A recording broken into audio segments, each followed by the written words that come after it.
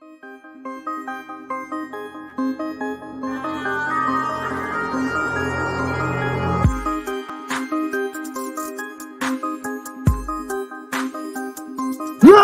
go!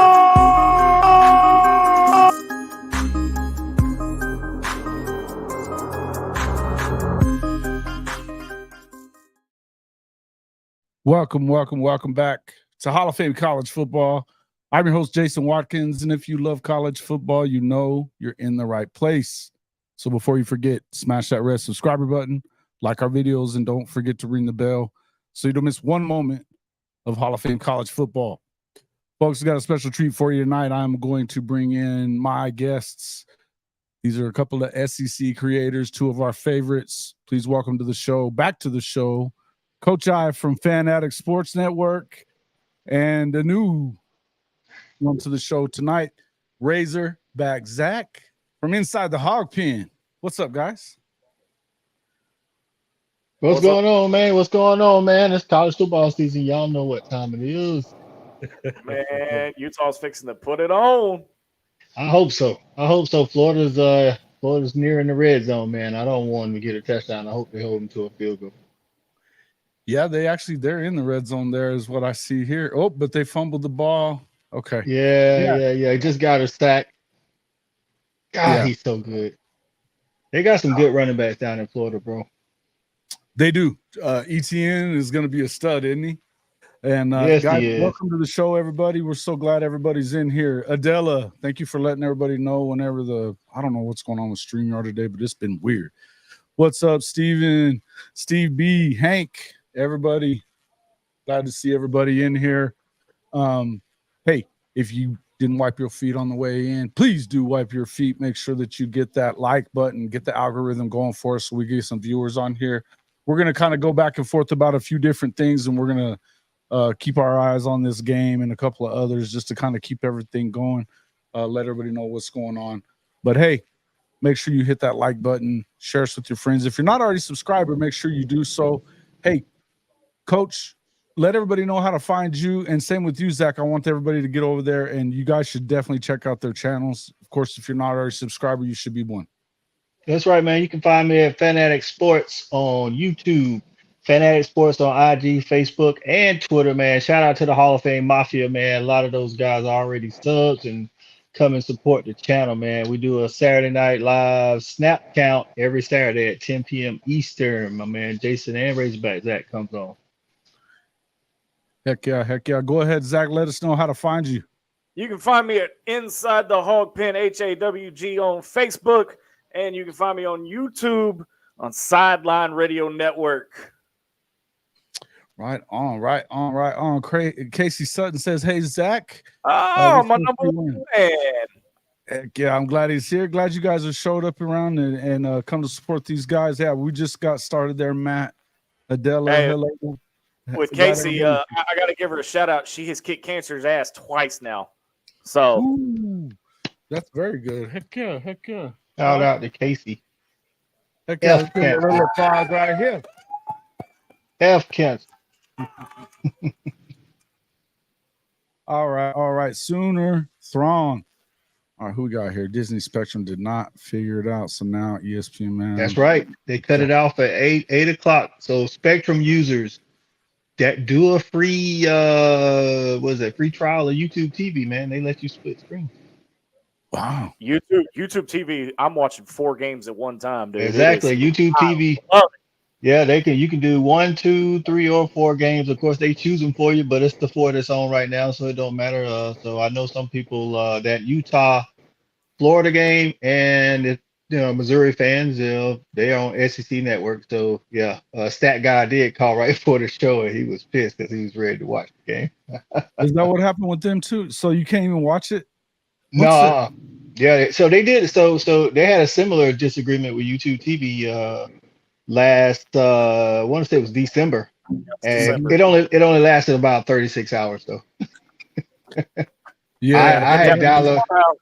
Yeah, I downloaded you can do. Oh, you also can do a free trial of Hulu Live TV. Hulu is owned by Disney, so you get all the channels and Disney, of course. So I did that for those 36 hours, and then they came back to YouTube TV. So, Man, that's just wild. Just wild. bruh, this big money. Hey, it's like this conference realignment, man. They out there for this money. They want your prize. They want everything, right? They're making sure that they got the money to pay it out. So we paying for it. All this big money, all these conferences are getting. Guess who pays for it? Exactly. Guess who pays for it? Conference realignment. That's what's up. All right. Gonna obviously get into the rest of the weekend schedule as well. We'll talk a little bit about that. Guys, something I've been wanting to talk about, and I started looking through these lines for the weekend games, and they got TCU as a 20-point favorite, anywhere from 18.5 to 20 over CU. Now, I understand that to an extent, but I would also tell you that this isn't the same football team that went 1-11 a year ago, and they've changed out all but about like 10 of those players. For sure. I also feel like when you get almost 70 hung on you in the national championship game, I feel like you're gonna have a hangover. I don't know. That's just me, but well, I'll tell you like this: I ain't no betting expert, and don't take my advice. I ain't trying to ruin nobody's life, but take Colorado in the points, bro. Because even if I've got TCU winning, but not 20.5, dog. I don't either. No, I don't either. Go, Zach. Go ahead, Jason. No, I was just gonna say I got to agree with you, because if you get you get almost 70 hung on you in a national championship game, you're not going to come out guns blazing. It's just I don't I've still got TCU winning, but take the points, man. Oh, that's easy money right there. Oh yeah. Yeah, I mean, because in the thing about it, you got to, I mean, even if TCU wins, and I could see that, but I've been kind of calling the other way around. I think that hangover could be real. I think that the offense is completely different than what you've had. And hey, Zach, I'll get your feelings on Kendall Briles here in just a second. The truth is they run a completely different offense than what they were running a year ago that turned Max Duggan into all of a sudden an actual quarterback. So my deal is that I believe when you start talking about that kind of stuff, you have to know that, Norman, here, you got to get down, buddy. The dog. You got to know that. And on top of that, they've got a freaking real deal quarterback in Shedeur Sanders. I know this is his first year in the Power 5 and at this level of football, but he's dual threat. He can spin it. He can run it. Those kind of guys change the game up for a lot of people. I mean, it's just not a guy that you can completely, that you're going to be able to completely shut down. And so I think you may end up seeing them do a little more than what a lot of people are I think 3 or 4 games is nuts. I think they're closer to 5 or 6. Yeah. We was going through the schedule. Me and Shawty actually went through the schedule the other day, and I think there's 5 realistic games that could go their way and may go their way. I think 6 would be dependent upon, how they gel together. You know what I'm saying? Right. But I 3.5. I think I had them at 4. I think I had them at 4 just because, like I say, that Nebraska game, they could steal the Nebraska game next week. If they steal that game, I think 5 or 6 is definitely real. Now, if things play out like some people say, then they beat TCU, then they might be looking at 6 or 7. You know what I'm saying? Yeah. I got to disagree. Just because you beat a TCU team doesn't mean you're going to have 6-7 wins on your schedule. Well, no, I'm not saying that like if you beat TCU because TCU's good, but when you look at the schedule, they play Colorado State. That's winnable. They play Nebraska. That's winnable. They play Arizona State. That's winnable. They play Arizona. That's winnable. That's 4 games right there. And they play Stanford. That's winnable. You know what I'm saying? So that's what I'm saying. Like if you're trying to get to 6 wins, it starts with TCU. Oh, absolutely. But like again, because after those, you know what I'm saying? After TCU, like, those are the, lesser games, I would say. Yeah. I would just say, I wouldn't bank a 6-win season on 1 game. That's where it starts and you carry that momentum forward. But like I said, they've got the largest roster turnover in NCAA history. So true. I don't know what this team's going to look like. Well, I guess my point is, so like if you think about it, okay, so who would you say is the better team of Arizona, Arizona State, Colorado State, Nebraska, and TCU? Well, it ain't Nebraska. TCU, right? Yeah. TCU. Well, So that's what I'm saying. So that's what I'm saying. So if TCU's the best of the worst, they have about 5 worst all right, games. yeah, no, I can see it now. That's Yeah, what I'm saying. that makes a little bit more sense. Good Lord. Don Reese probably still playing football? Yeah. Good God. Sorry, Coach. I didn't mean to cut you off. I didn't Oh, you straight? You straight? There either, man. It's what a joke, that guy. I don't see it, man. All right, looking at the schedule right here. I'm looking at this schedule. Yeah, I mean, the next 2 games after the TCU game, they get at home against teams that should be beatable, possibly. Now, what you have to realize is we're going to find out a little bit about Nebraska today as well. You know, they're at Minnesota. We're going to see what they're about, but they got to go on the road to play. And I mean, can you imagine what it's going to be like that first night, that first game in Boulder? You know, there's going to be hype up in there. You know, they're going to have that place. They're going to have that place rocking. If they've had any kind of success whatsoever against TCU, whether they win or lose, I would tell you that becomes a tough place to play. The weekend after that, Colorado State, that's already was going to be a crazy game to begin with. I think that they could definitely win that one as well. Oregon, no, of course not. USC, probably not. But look, you're thinking they're going to play better than they're going to score a lot of points in the USC game if USC's defense play like they did last week. They're going to score a lot of points. All they got to do is find a way to shut. If you can stop them a couple of times, this is how you beat them.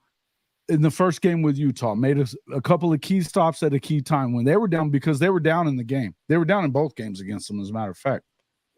But look at the Tulane game. Tulane was down 2 scores for the better part of the game. They make a stop. They get a touchdown. Then you've got that crazy special teams play that it always seems to come down to a special teams play with these USC games. And that's nothing you could really do about it. So my thing is that you got to look at it in terms of, look, we've seen I think that the blueprint's out there. I think that you have enough good coaches on that staff at CU. You've got Mike Zimmer's on that staff, you know, as an analyst or whatever. They've got a bunch of good guys that have been hella good coaches. And I think that when you start looking at Sean, what was his last? Oh, good grief! I just Sean. You talking about Sean Lewis? Yeah, Sean Lewis. He's one of the top offensive coaches in the country. You know, I just think that, and they've got some playmakers. So I think if you can keep up playmaker wise, you know, unless you start seeing them get more of a push at USC, I'm not saying Colorado's going to beat them. I'm thinking that it could be one of them things. And again, another home game. There's a possibility there.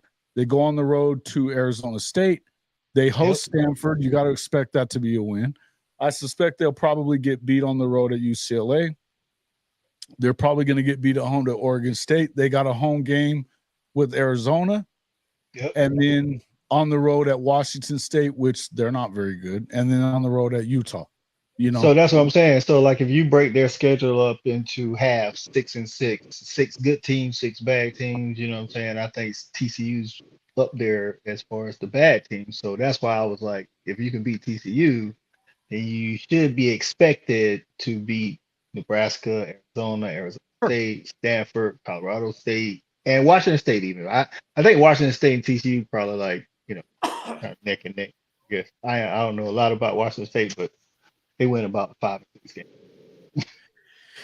Yeah, and I think that, you know, I don't think that the league is terrible, but I think that you're generally either pretty good or pretty bad. I just here's the one thing I'll say is that none of this stuff is off of brand for Coach Prime.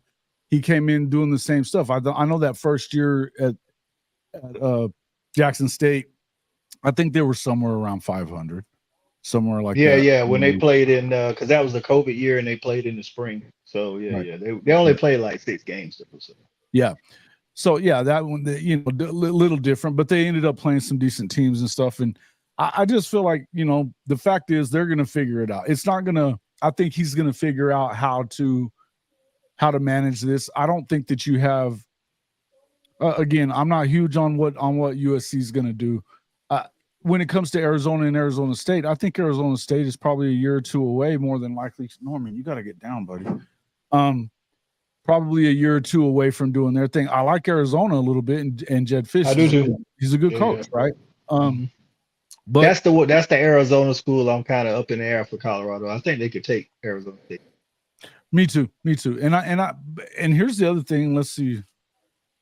Sonny Dykes may score 60. That's my dude, Sam Jones. Sam Jones. Cool. Okay. It should know about 60, but whew, that's a lot. Not about 60 either. But you never know, man. You never know. I do have questions. In the trenches. What are they going to look like in the trenches, man? Well, see, this is what I've been going back and forth with Colorado fans about. It's not the tackles. Their tackles are huge, 6'6", 6'7", or whatever. But it's the interior offensive linemen. You know what I'm saying? It's both the guards and the center. They're averaging about 6'3", 290. You know what I'm saying? That's not a lot when you're trying to push up front. But that could be because Sean Lewis is going to try a lot of up tempo. I don't know. We'll see about that. But my question really is on defense. I'm not a big Charles Kelly fan. I mean, he was at Florida State during the James Winston years. They didn't really have a great defense. He's all right. Yeah. So they got good corners and they got some names out there, but again in the trenches, a little light in the pants. You know what I'm saying? So you're going to have to put pressure on quarterbacks no matter what. I mean, because even if you are good in the secondary, how long are you going to be good? I mean, if you're not getting some kind of pressure, they're going to find a way to pick you apart eventually, right? So the thing is, that's the thing. He's going to be ready yet to be a full-time guy out there or not. He might be. He might be. But I think what's his name, the quarterback from TCU? I think he's a better passer than Duggins. Now, is he a gamer like Duggins? I don't know. I mean, we're gonna see, but I think he's a better passer. Definitely not a better athlete. But you're right. If they don't get pressure on him, then it might not matter. The quarterback situation at TCU all depends on if Kendall Browse can pull his head out of his butt and quit running it on third down. All right. Because that was his problem. That was his problem in Arkansas, though, is that he would run it on 3 downs, run it up the middle, run it up the middle, run to the side, and then wonder why you're in a 4th and 17 situation. Well, I think he's dealing with a different set of talents at TCU. Not better, just different. Like at Arkansas, I mean, if you're a casual fan, Arkansas is a run. It's always been a run. Well, in our running back room, I mean, you've got Rocket, you've got Rocket Sanders, you've got Rashad DeBinion, you've got AJ Green, Dominic Johnson. That running back room is loaded. But if you don't have a coordinator that knows what the hell he's doing, it's not going to make a bit of difference. That's right. No, I agree with that. Well, by the way, at the half, NC State and UConn are tied at 7. I told you. That's what I was telling you. NC State 7. Good.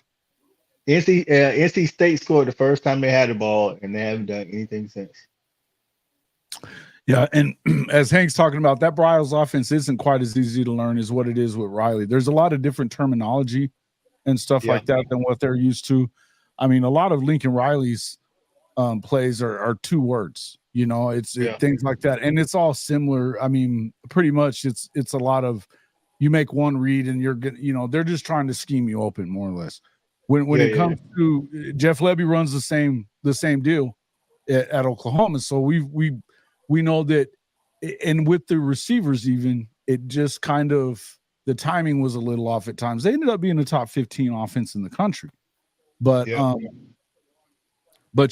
were some times that you saw that it really wasn't, getting it done the way that you want to see it. But we're going to find out a lot about it.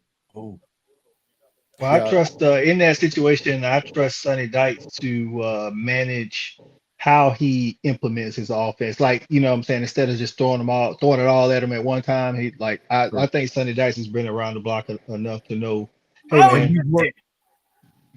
he missed it. He missed it. No, you're good.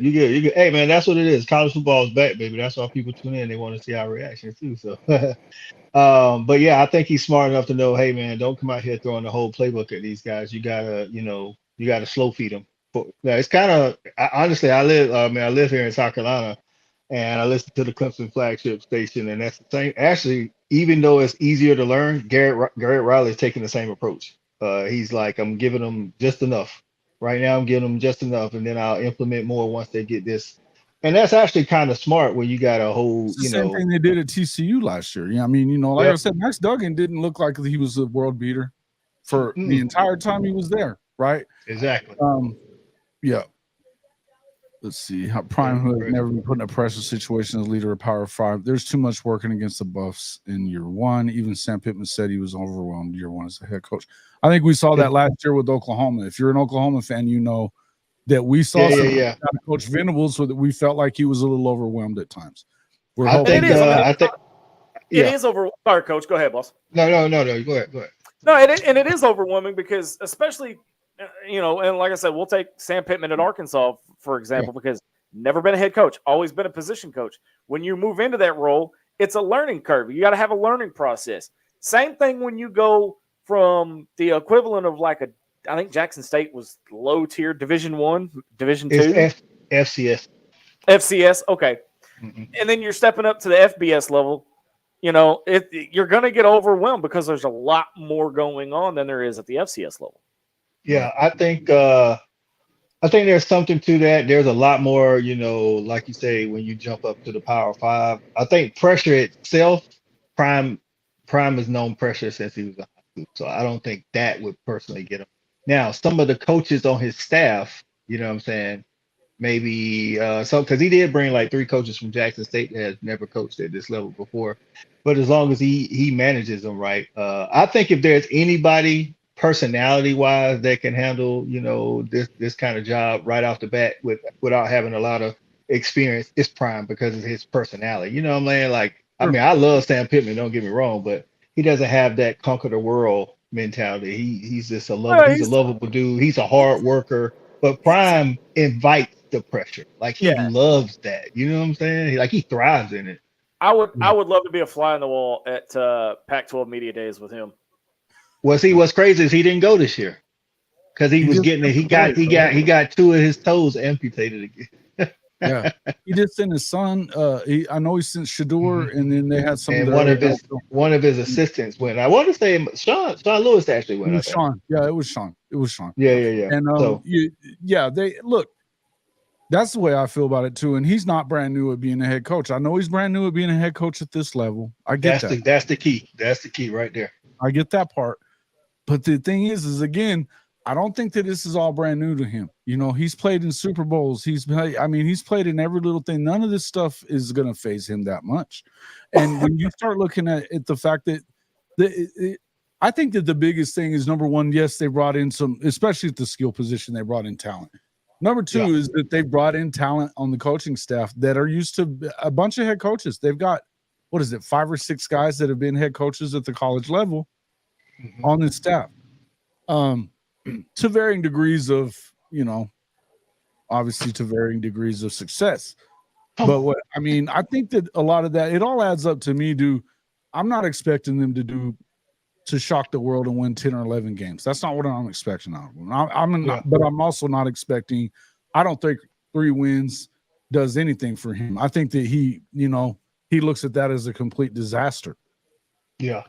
If Shador, I think he does too. I think that's crazy talk, because I think that they're going to have a hard time with them in that league. I really do. They're not known as the biggest defensive league in the country either. Just to look at it fairly, I think there's a couple of teams that are going to bring it on defense as well. We know for sure USC isn't. We know that the Arizona schools are going to probably struggle defensively as well. Stanford's a train wreck. I can literally see them winning 4 to 5 games in the conference. Plus, I think that they win at least probably 2, maybe just 1, but I think they win 2 of their non-con games. I think the 6 wins is doable. I just do. I think TCU and Nebraska are key in the 6 wins because, like you say, I believe Nebraska. I trust Matt Rule. I'm not saying they got talent all over the place. They've been a train wreck as well, but they're better than Stanford. That's the thing. Like, if Colorado's going to get the 6 wins, Stanford can't be a question. You know what I'm saying? Colorado State honestly can't be a question. You can't lose to Colorado State and think you're going to win 6 games. So I actually gave those 2 as wins. And then I said they would win one of the Arizonas, probably like I say, Arizona State. They're starting Jada Rashada, the big time, quarterback, but that's about it, Yeah, and he's a freshman, a true freshman. Exactly. They got Dillingham though, right? Kenny's their head coach.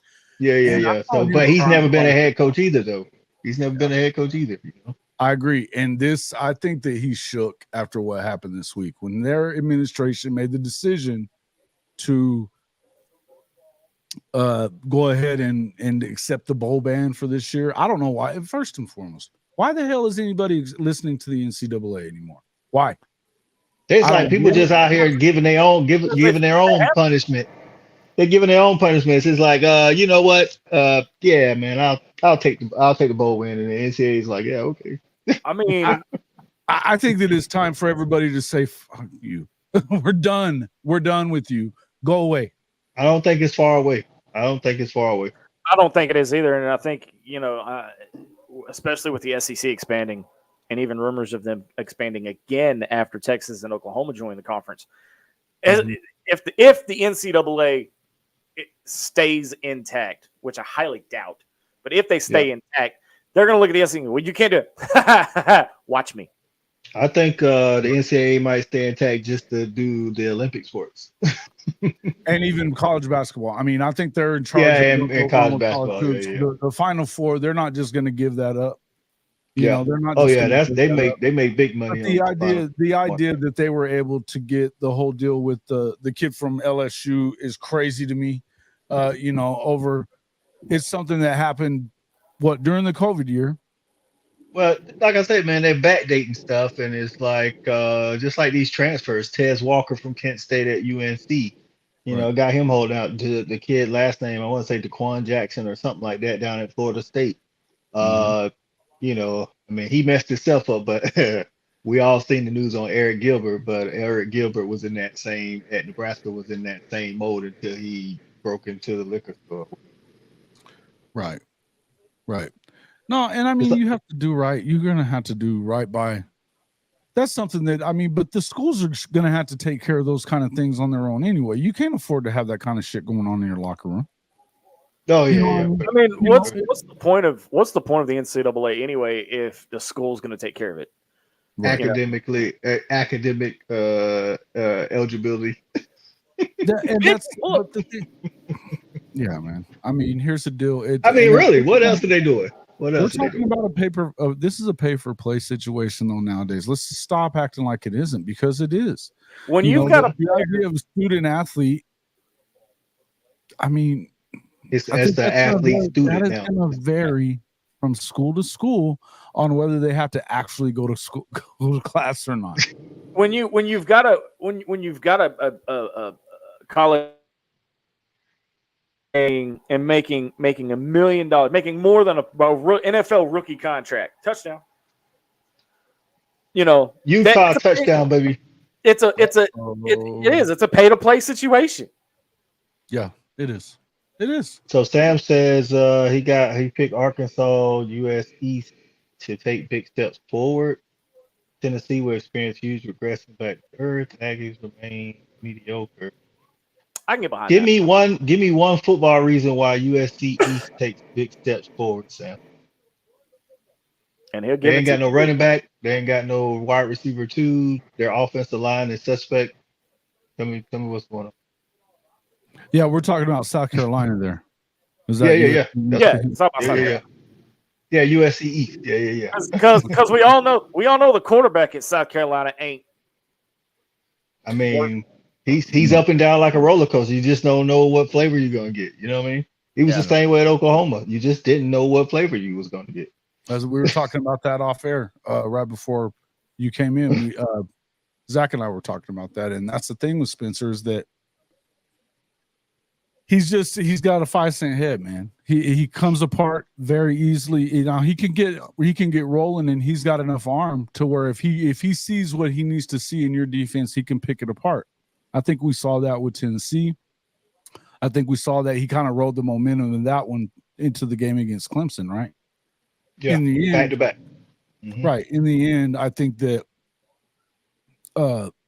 we also saw the bad side of him. That game was over against Georgia early, very early. So, and we saw, I mean, if you're an Oklahoma fan, you saw 2 years in a row in the Red River game, he come apart right now. Yeah. They waited for, I think that the second year around, Lincoln waited way too long, thinking that they were going to probably lose that game. I'll leave it at that. It was 28-3 in that one. But sometimes when you make a decision, pride won't let you go away from it. You know what I mean? Yeah, but the year before he pulled him out immediately when he threw an interception. Like it was right away. So, I mean, the second time around, you got Caleb Williams back there, and everybody'd already been clamoring for him. And I think that if anything, it may have been a little prideful. But I'm going to tell you, I think it was something else. But that being said, Wake Forest just let Elon on the scoreboard. Hey, man, this third quarter is 27-7. Wake Forest. I think Spencer Rattler has all the physical tools you want your quarterback to have. The problem is, I think I told Stat Guy this. I was like, the problem is, and I can kind of tell. I don't know. I look at the way I watched him in the documentary from high school all the way to now. It's just he believes sometimes that he's better. His play has been better than it has been. You know what I'm saying? Almost like, okay, I see these two defenders. I'm gonna squeeze it in. I'm like, no, you shouldn't squeeze it in. That's an interception. Right. Okay. Yeah, in the SEC, that's a pick. Yeah. That the schedule is friendly. I don't know about that one, bro. They about to take this L to North Carolina Saturday. North Carolina can't stop anybody either, though. I mean, they got offense though. See, like they got wide receiver. What's going on, Kim? My guy right there. They got wide receivers. Even though Tez Walker's not playing, they got a transfer from Georgia Tech that's really good. It's probably going to, lead them in receiver. He's probably going to lead them with Tez. It was just going to help. They got like 3-4 running backs. Their offensive line is good. You got Drake May, and just going based off of how they played for 3-4 years, I'm taking Drake May over Spencer Rattler all day. Yeah, I don't know that they're going to be able to stop them either. So that's the other part of it. We're going to find out. We're going to find out definitely in that game as well. I think that that's one of those, it'll be one of those fun games. 14-3 Utah, obviously, early into the second quarter. I'm not sure that this quarterback at Florida is the comeback type. So, are we seeing what you might be going to? I mean, do they have anybody else there at UF? They got that guy that was the transfer from. He was a big time recruit. He's never been Jack Miller or whatever from Ohio State. Yeah, he's still there. He was hurt last year, but he's healthy as far as I know. Now I could be wrong. He's healthy now, but he didn't beat out Graham Mertz. Like that's what like I was say. You bringing in. That's another reason why. Now it's different in Alabama because they got talent everywhere else, but that's why. Signs that the people aren't confident in what they have in the quarterback room when you bringing in quarterback transfers around May and June. Like if you bringing in people around May and June and you've already had spring practice, bro, you ain't just bringing people in for depth. Like you bringing people in because you not all that confident in what you already have in Florida. Like he said it in the press conference, it's like we gotta go get a quarterback. Like, yeah. It's like, what does that do to you as a player? You know what I'm saying? And the crazy part about it is that, like, really, guys, I mean, this is Florida. Why don't y'all have a quarterback? I mean, listen, I'm a Dog fan, and every day that Florida loses is a good day for me. But why don't you have a quarterback at Florida? 2 words: Billy Napier. So, not a fan on Billy either. There, Zach. You don't think Billy's got it? I'm not gonna say I'm not a fan, but I think that job is too big for him at the moment because the expectations of that fan base, the expectations of that university are so high that it's just not. I mean, he's going to have me on here. Don't have me on here defending the Gators now. He did think he had Jaden Rashada to his defense.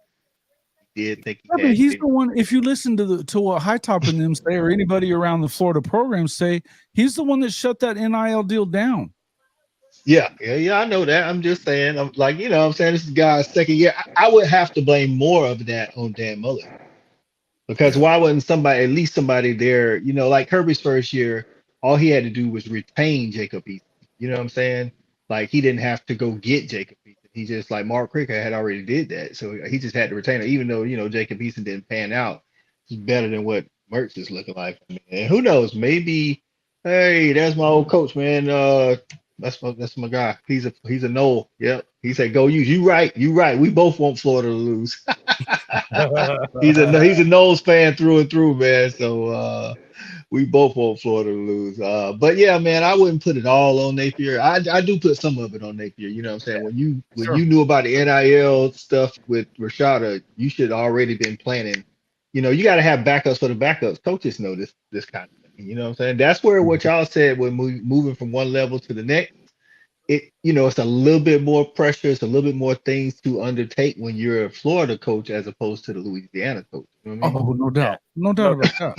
And them Florida fans, whew, that nation is like hardcore, dog. They will get you fired. Yeah. Oh yeah.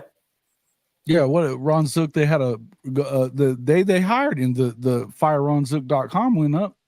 The day they hired That's what I'm saying. Like, bro, if y'all was paying attention to Twitter last year before Billy Napier's first, like when he missed out on like 3 recruits in a row, they was like, get this dude out of here. I'm like, God, bro, he ain't took a snap yet. Yeah. Yeah. Well, and that's the one thing though, is that like as bad as it looks right now there in the game and everything, but and I think that this is a tough ask if you're a Florida fan for them to go across the country, which apparently, according on non-con games, is the first time they've left the state of Florida in 30 years. Since 1991. Since 1991. Yep. So, I mean, not that none of these guys have ever done anything, but this is a tough place to go. It's tough to go west. I think it's harder to go west than it is to go east.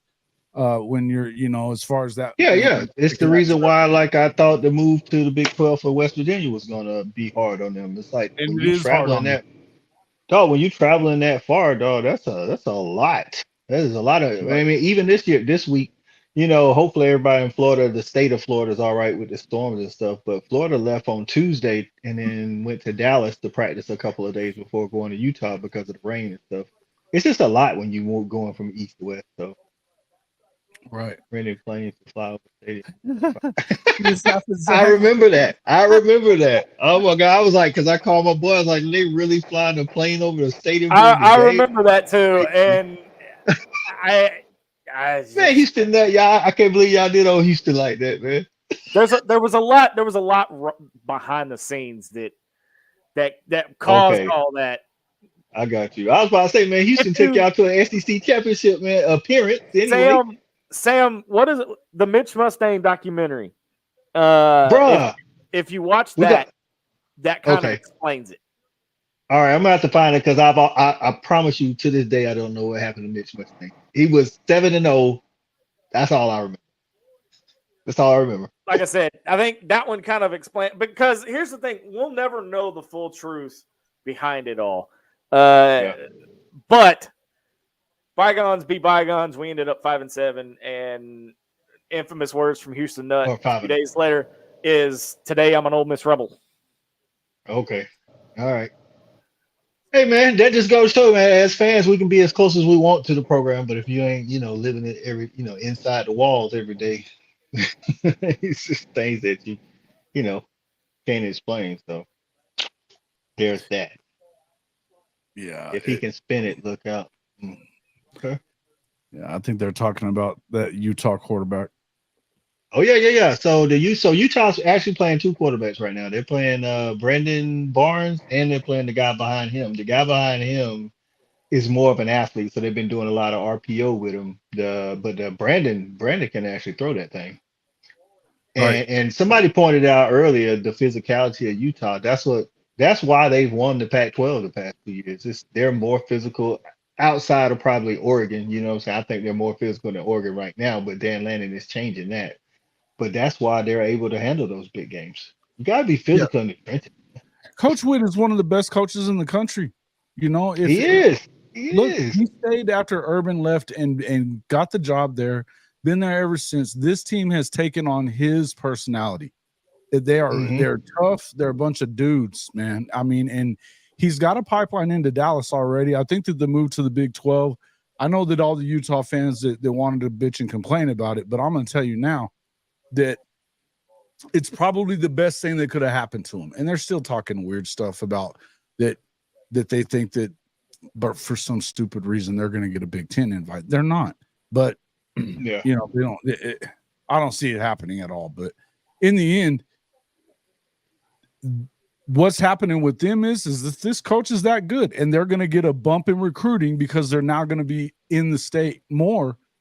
And the truth is that's already been his main pipeline, is that he's been able to go into Dallas, particularly find some of these unheralded younger guys in the, not even, you know, just in high school recruiting.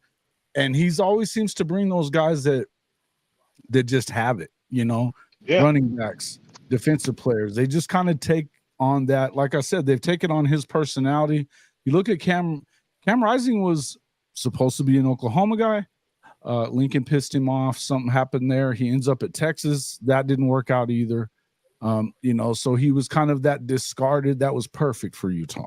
Perfect, because he had a big chip on his shoulder, right?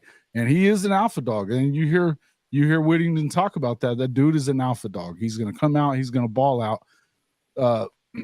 I'll never forget watching that game last year in the championship game when they popped him, knocked his helmet off. And what's he do? He gets up and smiles. He looks for the camera and smiles right into it, you know, just popped right back up off the ground. And here we go. They're down 17 in that one, come back and just beat the brakes off of SC. They beat the brakes off the dudes. I've always liked Whittingham. I had some Utah fans start following the channel last year, and I told them I believe they're like I would say a mini version of Georgia. You know, of course we got the, you know, more 4- and 5-star guys, but they're fast, they're physical, they want to strike first. You know, they're about defense first. You know, quarterback maybe it never is the superstar quarterback that you want. They run a lot. They love the tight ends. They run a lot of the same formations that we run. It's just, like I said, they do it with less talent. Not a knock on Utah, but that's why I just like watching them play. It's like I said, it's like watching a version of Georgia play. So it is just they're a little different as far as like good running back, about a kids that, you know, yeah. So I hope they score right here and go up 21-3 right before halftime, because they get the ball back after half. Yeah, turn it into a route right now. You know, it's the season. He hadn't been bad enough that I have been on this show for about a month in a row, and he's been on my show about the same amount of times. I haven't really heard him badmouth Florida yet. Now here it is, game time. Hey, it's game time. It's different. It's game time, baby. With toe meat leather, bro. Yeah, with toe meat leather, bro. That's right, stat guy. He know how I feel. When game time, listen. We talk about analyzing the game. I'm gonna call it fair, but when it's game day, yeah, it's always a good day when Florida loses. That's right. This was same with Texas, you know. Horns down. I'll say it all day, every day. Horns down, horns down. It's always a good day when the Texas Longhorns get beat. Texas. I know, right? Tuck Texas all day long. Tuck Texas all day long. Come on. Dude. And same with them Pokes. You know, I was about to say you. Yeah. But you know what? Your relationship with the Poke and my relationship with the Yellow Jackets is kind of the same. You know what I'm saying? It's the rival that you don't want to lose to, but they're more little brother you don't want to lose to. This is why I tell people, I was like, so Georgia Tech is like Oklahoma State to Oklahoma. You know, they're the little brother in state that you don't want, that you're not supposed to lose to. So you don't. Right. You know what I'm saying? Every Haley's comment, they'll find something to beat you here and there. But like Texas for you and Florida for us, whenever you have a coach that closes the game because he can't afford to hang around for another 10 days or more. Yeah. So, but Florida and Texas, those are the arch nemesis. Like you can't. So, Coach, with you like the Yellow Jackets and Jason with the Pokes, does that mean that it's me and everybody else in the SEC? No, it's you in Missouri. Coach, I got a lot of respect for you, man. No. So listen. Hell no. If I can't cuss on your show, Jason, my bad, dude. No. Yeah, Go ahead. yeah. You can. So You okay, can.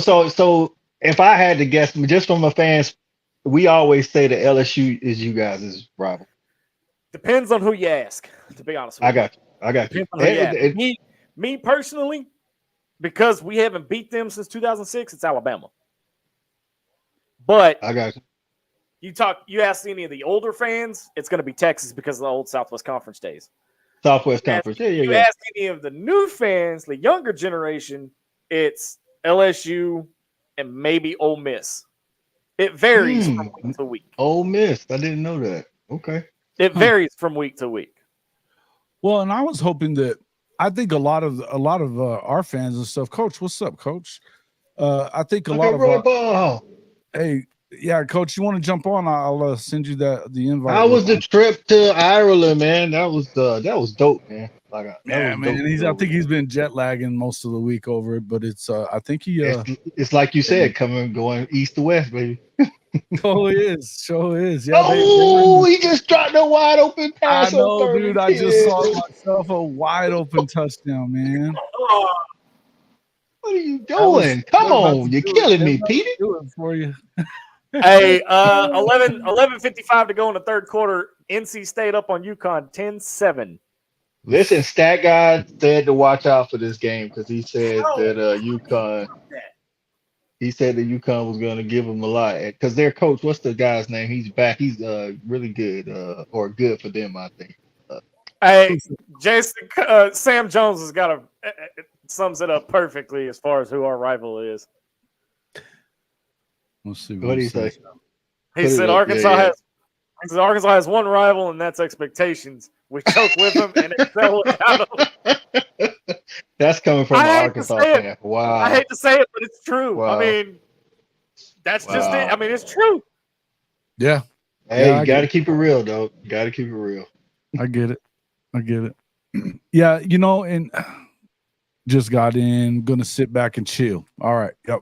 No worries, Coach. If you do decide to jump on, it's in your messenger for you. But yeah, Randy Edsel. Randy Edsel, appreciate that, Sam.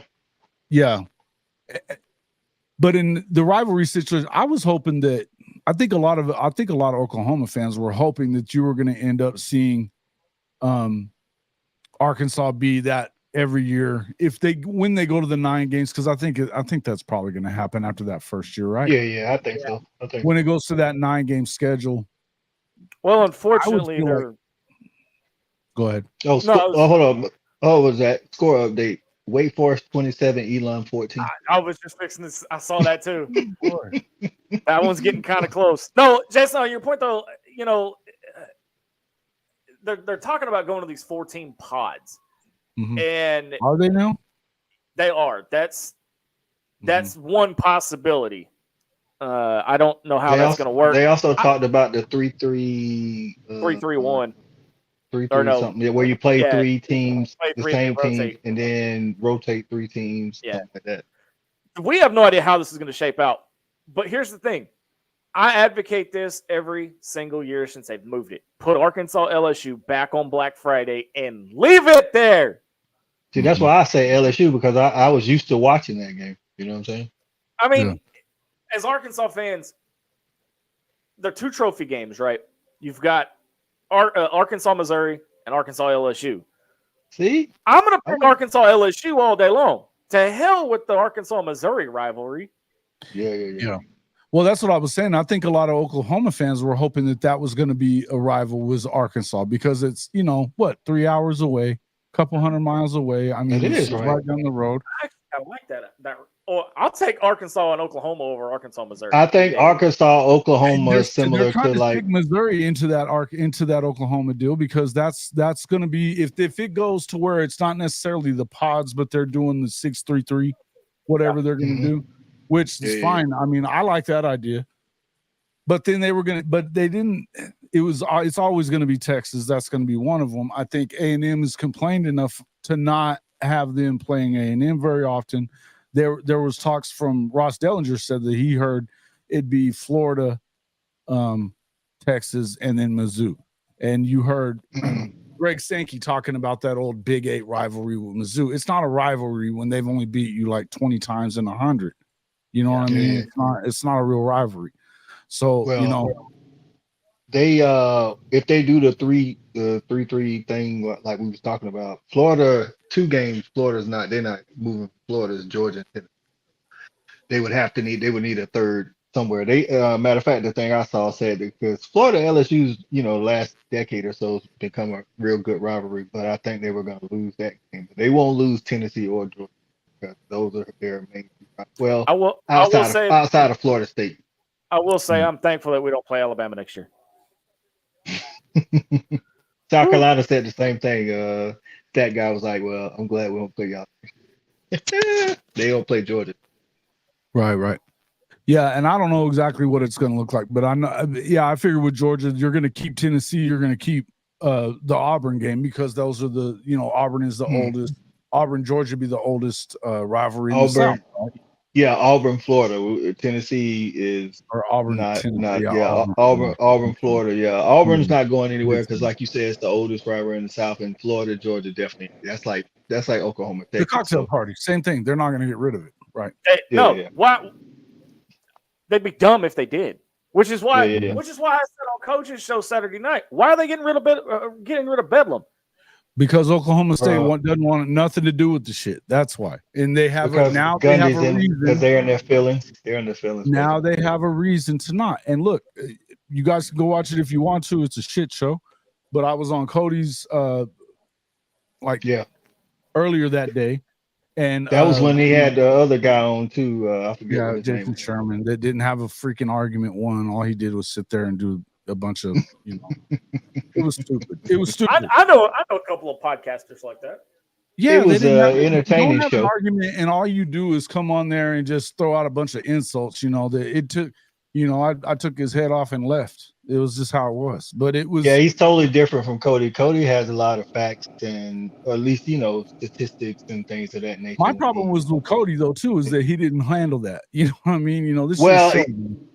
I thought from watching it, when I was watching it, it seemed like he was setting up the battle royale and he was just letting y'all go. I mean, honestly, that's how it looked like. Like you say, the other guy was.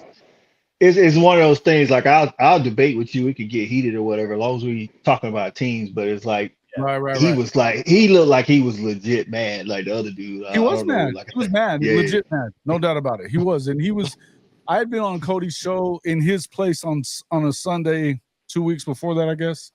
And he was pissed off about Gundy stuff that had been said during Big 12 because he, and I've said this a bunch, and there's a simple reason why he went in there and Gundy went on the attack on Oklahoma because he did not want to talk about his offensive coordinator on all the allegations of verbal abuse and everything else and why they lost all those guys to the portal. That's not the conversation that Mike Gundy wanted to have. Now, was it smart? It was a smart move by Gundy, by the way. Absolutely a smart move to do that, right? I've said that. But it was total little brother the whole way. You're exactly right. The dude acted the fool. But I mean, you tell me to come on for a debate. I'm going to come in with 2 magazines full of information.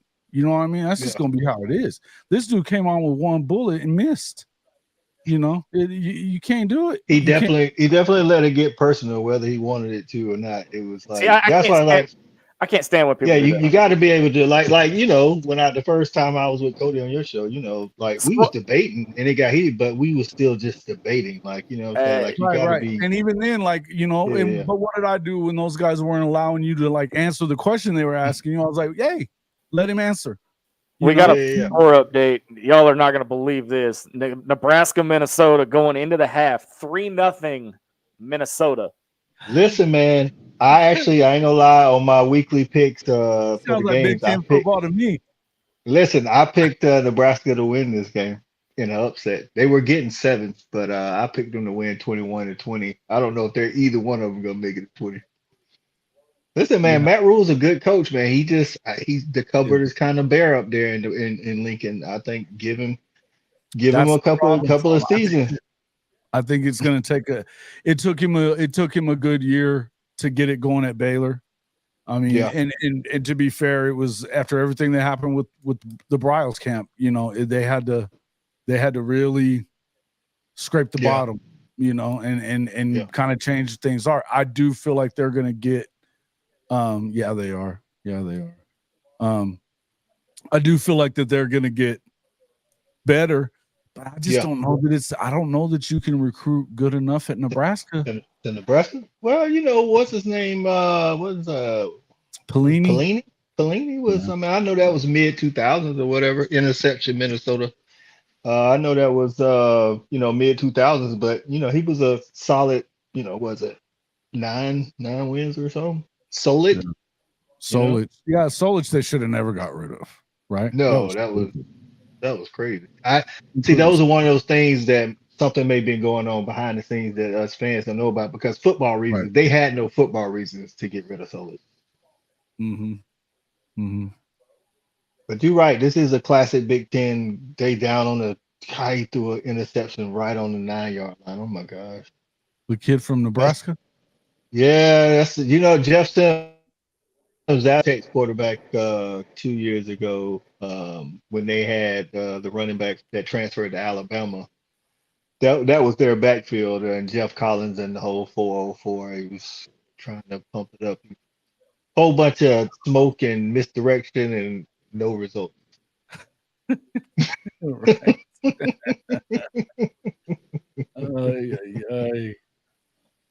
Oh man. Come on, Utah. We need to score this. Oh, they're about to. Looks like. Oh, come on now. We need to score this. Come on. All right, so Wake Forest just hit a field goal, 30-14. Listen, I'm not saying it should be this close, but it is an in-state rivalry. Literally, these schools are probably less than 30 minutes away from each other. USC shaking those high heels. Hey, there is 0 love lost on this channel. I see. And in this fan base for Lincoln Riley and a lot, I would say, for Caleb Williams too. I'm okay with Caleb. When you engineer the greatest comeback, when you engineer the greatest comeback in Red River history, you're okay by me. Definitely the Riley though. Y'all definitely don't like Lincoln Riley. Okay. Hey, come on, Jason. Tell me how you really feel about Lincoln Riley. You feel about Lincoln Riley like I feel about Chad Morris and Kendall Browse. Yeah, listen, I make it pretty clear I can't stand the dude. But here's what I'll say, and I'll tell you this like I've said it before. I'm happy that Oklahoma he's not at Oklahoma anymore. When you look at what they're doing in the recruiting, in the portal, everywhere else, you're finally seeing they're gonna come in there with an SEC ready defense. And you have to do that. You don't get David Stone. You're not in the room with Winery. You don't get David Stone. You don't get none of those guys if Lincoln Riley's still in town. You just wouldn't. So all of us when that happened, all of us was like, he got scared because they were going to the SEC a year early. Well, that's what SEC fans really do. So Georgia said the same thing. Yeah. Hey man, you know we'll take them all. Hey, we don't care. Like, Chicken, you think I'm on the juice? He's on the juice. That's the it's the herbal supplement, Zach, man. It's the herbal supplement. Yeah. Chicken's one of my favorites, man. This is one of our favorites. I like chicken, man. Chicken be on the videos and stuff, man. Like I said, man, shout out to the Hall of Fame Mafia, man. If he's showing up, he's showing up. Yeah, and you guys make sure you get over and check out Inside the Hog Pen with Razorback Zach here, and tell us who's your partner again, man. You guys have a good show, man. I watched it. Oh yeah. It's Marcus MC Carlton. We call him MC for short, but he's I'd say at every show he's the glue that holds our show together. He's I like Mark. I like Mark. Yeah, solid, man. Yeah, and so yeah, get over there, check that out. You know, they have a fun show. It was a lot of fun you guys are having last night, right? It gets crazy. It gets crazy over there. Hey, I think Mark is a very realistic Arkansas fan. Oh yeah, just until basketball season. Well, that's different. That's different, though. That's I different. love my dude, man. He's like my brother, man. I love my dude. I wouldn't have this without him. You know, it's that basketball program. I like them too. With I like that They got a nice little Well, program. Arkansas has always been good at Yeah. basketball. You know? No. Well, I'm talking about as a whole. As a whole, y'all had y'all moment where y'all went down, but hey, man, I'm a Georgia fan, bro. We haven't been good at basketball ever. Like we went to the Sweet 16 once, you know. I mean, there was a year there. I mean, Stan Heath, John Pelfrey. Who's the Dana Altman was the shortest coach in Razorback history. Dana Altman. Yeah, that was he didn't last long at all, right? No, he lasted. He lasted like 18 hours. We'll see. When I was in Vegas and they hired damn it, at UNLV, and then he ended up going to Tech right after that. So it was whenever I don't know, I'm a friend of him. He's a friend of mine, but then he goes to Texas, and Texas Tech. Chris Beard. Chris Beard. Yes. Chris Beard. He was at UA Little Rock. UA Little Rock here in Arkansas. And took him deep, right? Took him deep in the tournament at Arkansas Little Rock. So Chris is Tell me something. I'm sorry. Tell me something that looks more out of place. Mark Ingram, one of the SC Heisman winner at Alabama, on the Fox Big Noon kickoff cast with a whole bunch of Pac-12 Big Ten guys. He's like right in the middle. Yeah, that don't. Wow, that's weird, right? Hey, we got like he's Steve hey. B becomes a member. Thank you, Steve. I'm gonna have to play this.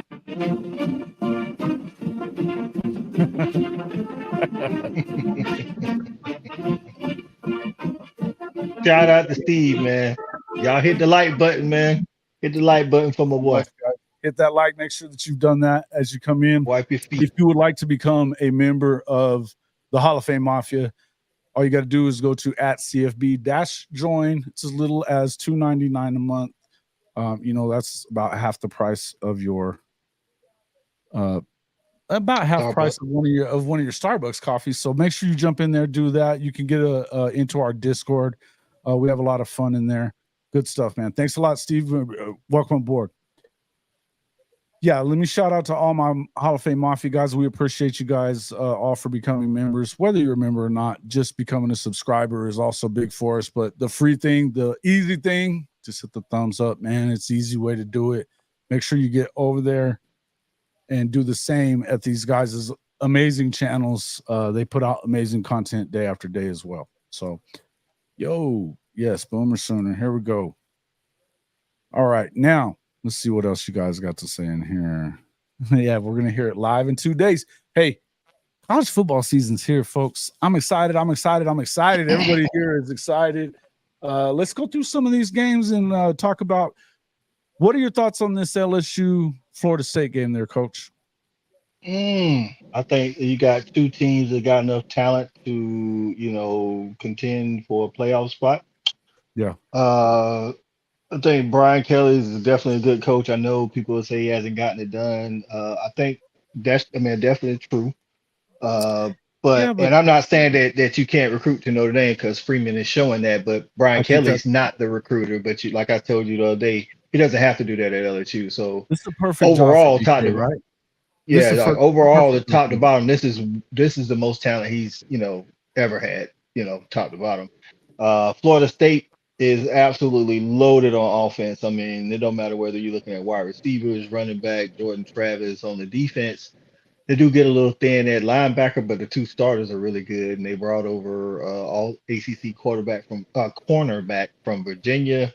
Yeah. I was telling on my preview show, man, I was just telling them I think it's going to boil down to who can handle their expectations. Last year, nobody thought that, Florida State was going to, end up winning 10 games.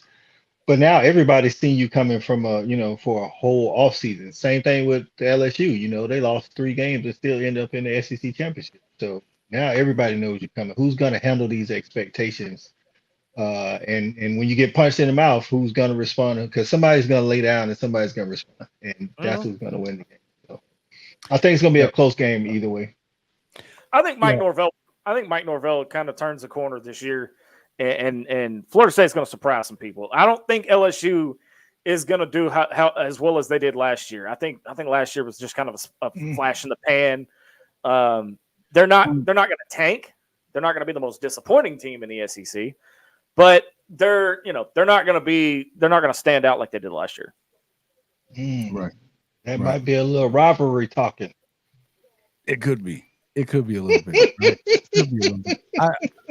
I'm of the opinion. I call it like I see it.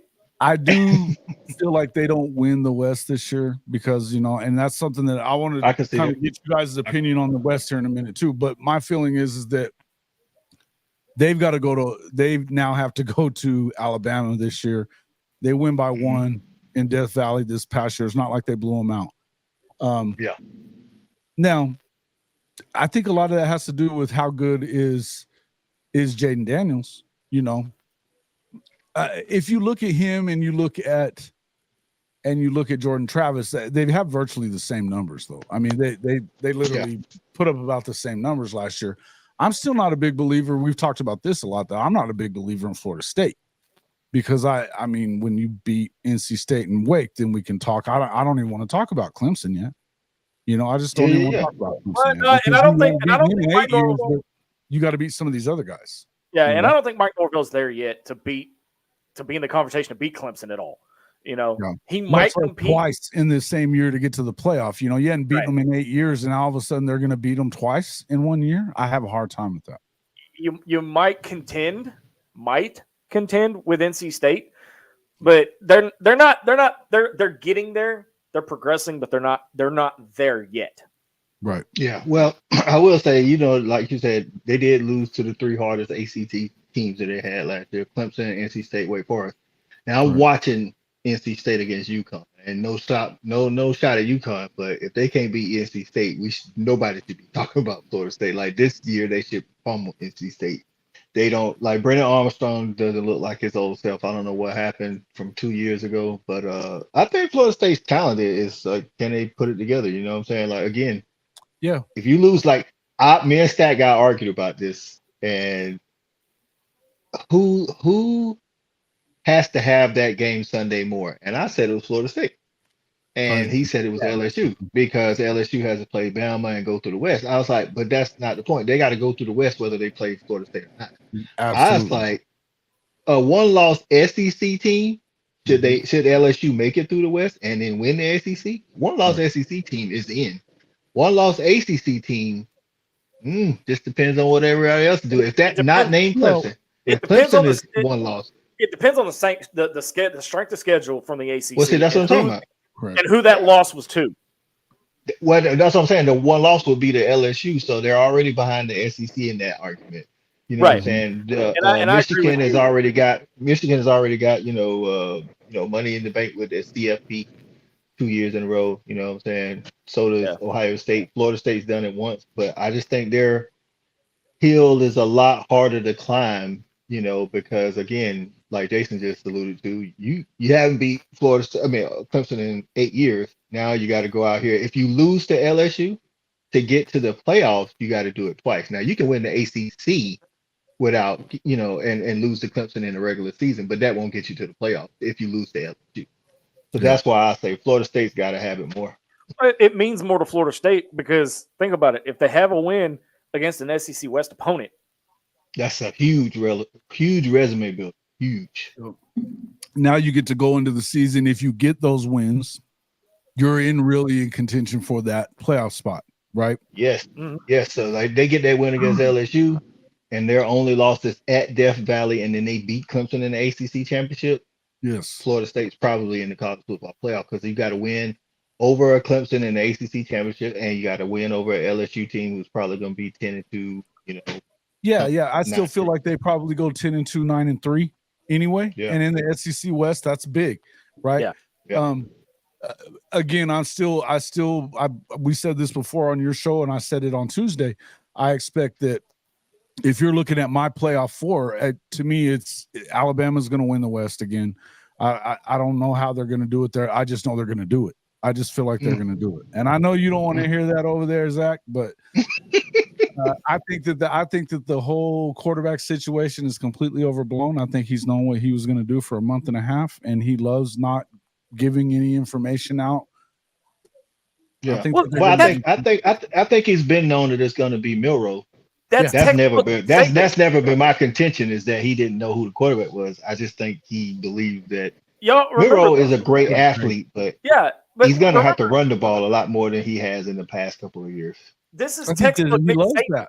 By the way, score update: NC State 17. UConn just scored, making it 17-13, pending an extra point. 2 to go in the third quarter. We got some ball games. Love it. Listen, but I mean, Randy Edsel. I mean, as much as the only reason that everybody's like, yeah, Alabama's going to win the West, because everybody else is unknown. Yeah. You know, we don't know the mess that A&M is going to cause. What we know is that Alabama doesn't lose that much. Yeah, exactly. That's what we do. Since Saban took over, he doesn't lose much. Yeah. 2 games max. Woo. Lone Wolf got Alabama going 9-3, or is that LSU?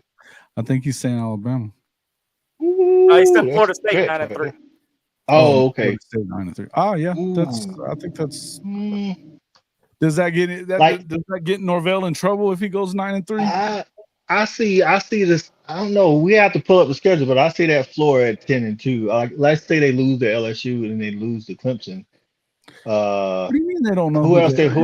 I think they know. I don't think I'm watching Wake Forest, man, and Wake Forest. Yeah, I mean, they're up on Elon, but it's Elon. You know what I'm saying?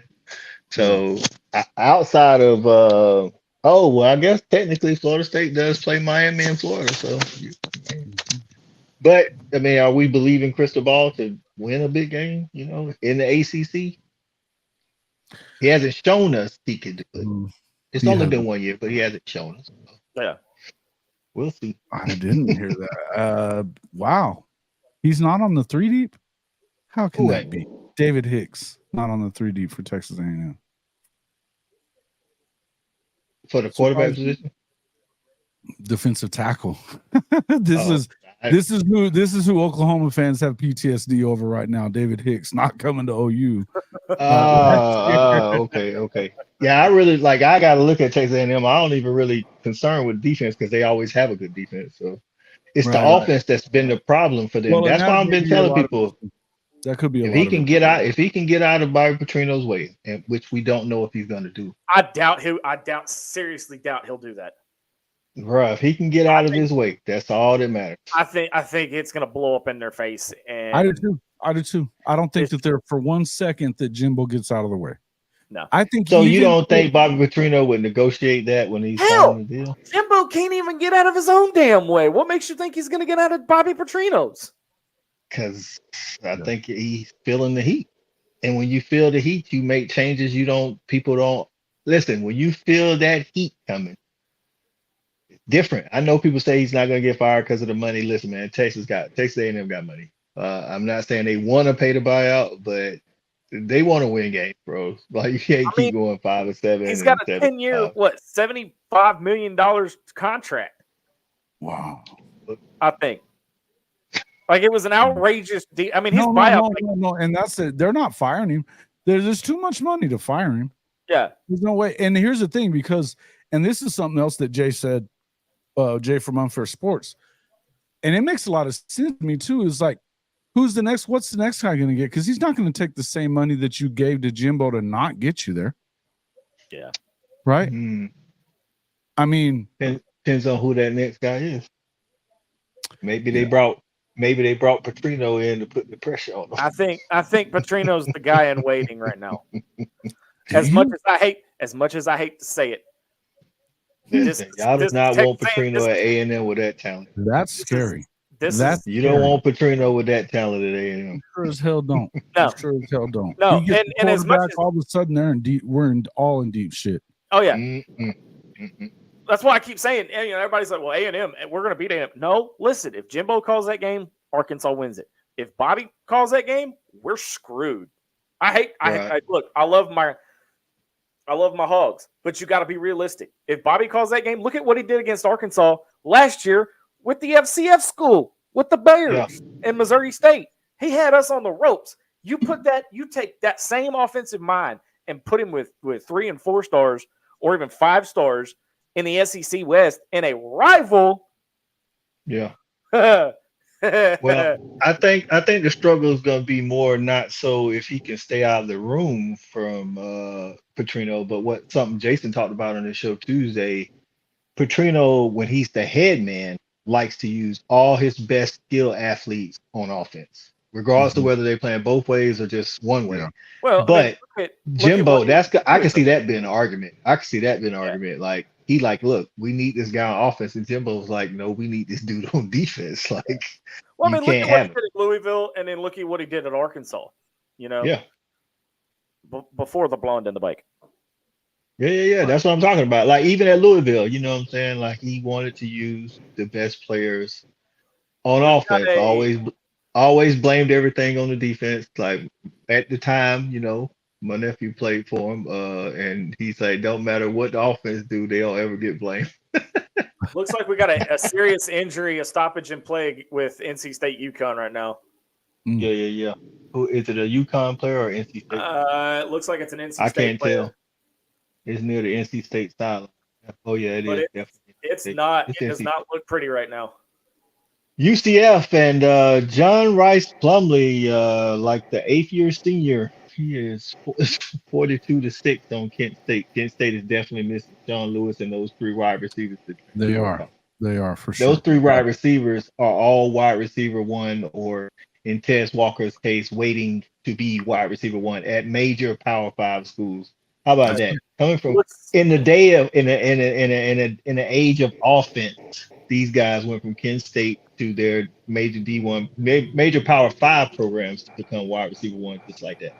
Looks like they brought the gurney out and the backboard out at the NC State UConn game. Hope you're all right. Look at the Florida fans catching some flack walking through the Utah student section. Football is back. Yes, it is. Oh my God, man. So Jason, what do you want to see from the Sooners Saturday? I mean, we know you're gonna win, but what do you want to see from the Sooners?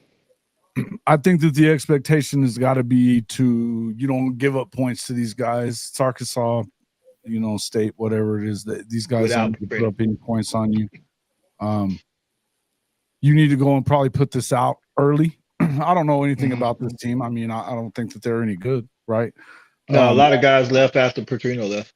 So. Right. Yeah. So I mean, I feel like it's a situation it should be over probably midway through the second quarter. What you don't do is, I think that you want to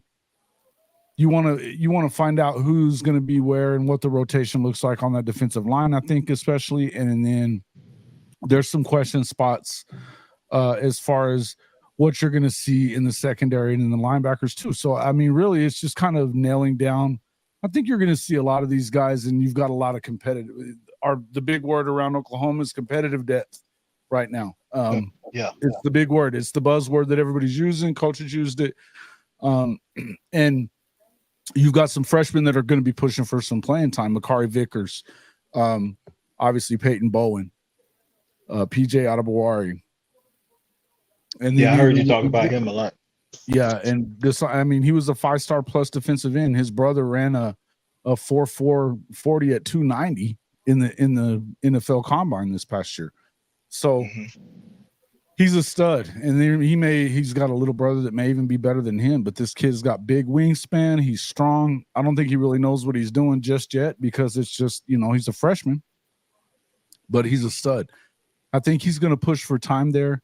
If for no other reason but the fact that the guy in front of him, even though he's a preseason all-league guy and I love him to death, I think that Ethan is a good player, but he struggled to get to the quarterback since he's got there. So I think that you're going to see some movement around on that defensive end play.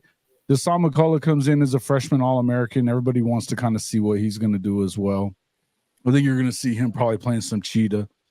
But it's all defensive questions, man. I think that there's some questions about which receiver is going to step up and be the guy. That's my question. Yeah. Some of that kind of stuff. You got Jalil Farouk, who's shown signs a lot. Andrew Anthony, who he had a touchdown for Michigan against you guys a couple years ago, right? I want to say that the long one. He's the deep threat. He's a deep threat. So, you know, and then you've got Jaden Gibson, who is 6'6", and has got a little speed, but he's struggled to catch the football. So there's some things that you're wanting to see out of this offense, and of course, I think that you want to see Jackson Arnold get. I think that a big thing that, particularly in these first 3 games, you need to kind of go in, blow these guys out, get Jackson Arnold some time in the game. And you would hope that with the schedule as padded as it kind of is, that you kind of get him snaps at some key times during the season if you can, against some of the better teams. So we're going to find out a lot of things about him, though. But I think the main thing is defensive questions that you would have, because you just want to see them be better. Yeah. I'm interested to see, once y'all do get up, when the second unit comes in, how they play, because that's how you can tell if you got depth. Yes, no doubt. You know, if you're holding them to like 3, and then it's like, I don't know, 38-3 or something. Then the second squad comes in, and then all of a sudden now they score a couple of touchdowns. Yeah.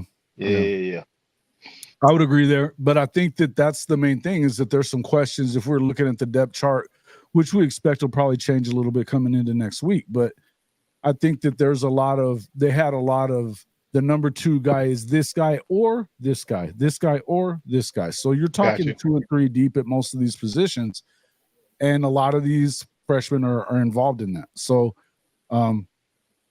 again, I think if you end up with freshmen, you're probably going to see some mistakes. I'll tell you one thing is that, and you haven't heard a ton about him, but it's just because I think he just does his job every day, and it's Makari Vickers. I mean, this is a kid out of Florida and a high 4-star, top 100 player. I watched him at the All-American Bowl over the Christmas holiday, and the kid was unbelievable. He shut down one side of the field at corner. I mean, nobody even tried to go away.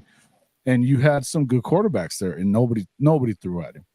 So, and he almost broke off of his man and got to a guy in the middle of the field.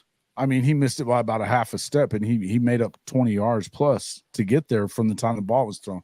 There's guys out there that are going to be really good defensively. Okay. But yeah, I think that the big questions are going to be about your running backs and your receivers. So it's I'm not too concerned about the offense. I think that again, when they got it together finally, I think that the things that you want to see is them clean up some of the 3 and outs and not really getting any time off the clock, kind of servicing your defense, keeping them off the field a little bit, keeping them fresh. But again, if you've got depth, part of doing that, and playing complementary football comes from the defense doing their job too. If you want off the field, get off the field, stop them. So, when you're a top 15, you're a top 15. And I think that was a lot of it, right? It's the drinking water. So, can we go back to that other question from real Lonnie, quick? I think it was. Real quick, we've got a injury update from that UConn NC State game. Looks like it was hit and late hit out of bounds. Looks like a possible neck injury, but the player does have. They are reporting the player does have feeling, and he is moving at the time. Yeah, that's good to know. I hope so too. Is that the one you were talking about, the McKinley one? No, it was a LSU. I think he asked if Arkansas was to pull up, like to go to win at LSU, could that send them on a run in the West? I think it was from Lonnie, somebody. Ronnie Beulah's question. Ronnie. Yeah, there we go. My bad. There we go. Okay. Listen, if y'all can beat LSU, I mean, as of right now, I'm not saying that happens, but that again, I think that's a rivalry, and it could be closer than people think it's going to be. But if y'all beat LSU early, that's game 3, right, Zach? No, it's game 4. That's first game SEC, 4. Yeah. That's our SEC opener. Wow. Yeah, I mean, I don't see why that wouldn't give y'all some momentum. I personally got the Razorbacks going 8-4, 9-3 myself. I mean, yeah, I think KJ and Rocket are going to be a lot to handle. Man. Yeah. A lot to handle. I think the ceiling is 10-2, and I think the basement at the very least is 8-4. If the wheels completely fall off, 7-5, 6-6, but I don't see it. Yeah. 6-6. Something went terrible. Like KJ got went, hurt or terribly wrong. And as far as Ronnie's question, it's a start, but again, that the other 3 games in that stretch is you go to Dallas to play A&M, you go to Oxford to play Ole Miss, and then you go to Tuscaloosa to play Alabama. Yeah, that's the one. That Ole Miss game right before Alabama, and because I think Ole Miss are. I think that if you win LSU, you have a better chance to win the next 2 in A&M and Ole Miss. You run into a buzzsaw against Alabama because, like I say it on my show week in and week out, as long as Nick Saban is breathing and pulling a paycheck from the University of Alabama, SEC runs through Alabama until somebody proves me different. Absolutely. Hold up. What? Georgia's almost there. Georgia's almost there. Listen, I tell people this all the time. Throughout Nick Saban's run, he owns college football. Mm-hmm. He does not own the SEC. Go back and check it. You're right. But from an Arkansas, it sounds weird. It sounds weird. Against him, what's Kirby's record against him? He got 1 win, bro. One. But Arkansas, yeah. But we talking about this year. Like, did they go to the championship last year? No. Did it run through Alabama last year? No, you're right. They won it. They won it the year before. This is what I'm saying. They won it the year before, right? That's normally how it is. Even when they don't win the SEC, sometimes they've won the national championship. So they win more nationally than like people just look at it when they win a national title and say, oh, they run the SEC. Well, they run college football more than they run the SEC. I mean, Auburn's beating them. LSU's beating them. But outside of the SEC, they don't lose. You know what I'm saying? So they don't lose a lot of games. I'm just saying when you compare the two, if you go in college football, they lose a lot less than when they lose than in the SEC. Well, I still think that beating there's no football reason you can tell me this year why you say that the SEC goes through Alabama, maybe the West, but there's no football reason you can say that it doesn't go through Athens. Why wouldn't it go through Athens? It has to go through Athens too, no doubt about it. They're going for 3 straight. But you're seeing again. But you're seeing a shift. Okay. Yeah. Where for years the SEC West was the division to beat. Okay. Yeah. I think it still is. The East was a little bit lower tier, but now you're starting to see that shift where the East is now becoming with Georgia. I would say Tennessee. Florida, but you're seeing that fundamental shift where now, and even Nick Saban has said he wants somebody to take the mantle. He doesn't want to give the mantle, and I think Kirby Smart's the guy to do it. For sure. Like I say, hey, listen, I think Nick Saban overall, I think Kirby is the guy right now, but overall, nobody's debating whether Nick Saban's the dude or not. I'm just saying, like, when we talk about just the 2023 season, there's no football reason anybody can give me for Alabama over Georgia, because I watched, like I said, I think we talked about this Saturday. We watched College Game Day and everybody's picking Alabama because Nick Saban's mad he didn't get it done. Well, he was mad he didn't get it done last year. I mean, the year before. So I still don't think. You cannot convince me that Alabama's going to be all that great this year. I think Alabama. I think the West is like a 3 or 4 team. 3 or 4 teams can win the West. I'm not saying they will. I'm saying 3 or 4 teams really can win. Like LSU, Alabama, Ole Miss. As long as you don't as long as you don't put Auburn in there, we're still cool. But no, I don't think Auburn can win the West. But I do think Auburn, crazy enough, can beat Alabama when it's on the plains. That's just what happens. I don't know why. About the rest of you guys in the West, though. Arkansas, you got to go to Bama, right? Mm-hmm. So does LSU. So does Tennessee. Yeah. NC State just scored 24-14, I do believe, is the score now. Okay. I think so. They lost 2 games by 4 freaking points last year, and they were both on the road. And I'm supposed to believe that they're going to come back and play those 2 teams that they lost to at home and not bust them up. I don't buy Texas to go in and beat them, even though they should be able to. I don't buy it. Hey, I just don't buy it. My mini-me. Man? What's up, man? but you know what? What I say that you are right, Jason. But what I say to the 1 point losses, they also won a couple of close ones too. So you could say the They did. same and They opposite for did. those. Like They so, did. just like they could, You're gonna go to, just like they could have won the Tennessee game. You're right. They could have won the LSU game, right? But they also could have lost Texas A&M, and they also could have lost Texas. So that's what I'm saying. It's like they cancel each other out. So we can't just go around and be like, oh, well, they only lost, by 2 points, but they only won those games by like a combined 6 points or something like that. So, hey, I got all faith that as long as Nick Saban's trolling the sidelines, Alabama's a national, well, I think they go title back contender. to what they like to do the most anyway. Everybody was so pissed off at Pete Golding and at both sides of the ball. You wanted them both gone, right? And now you got that.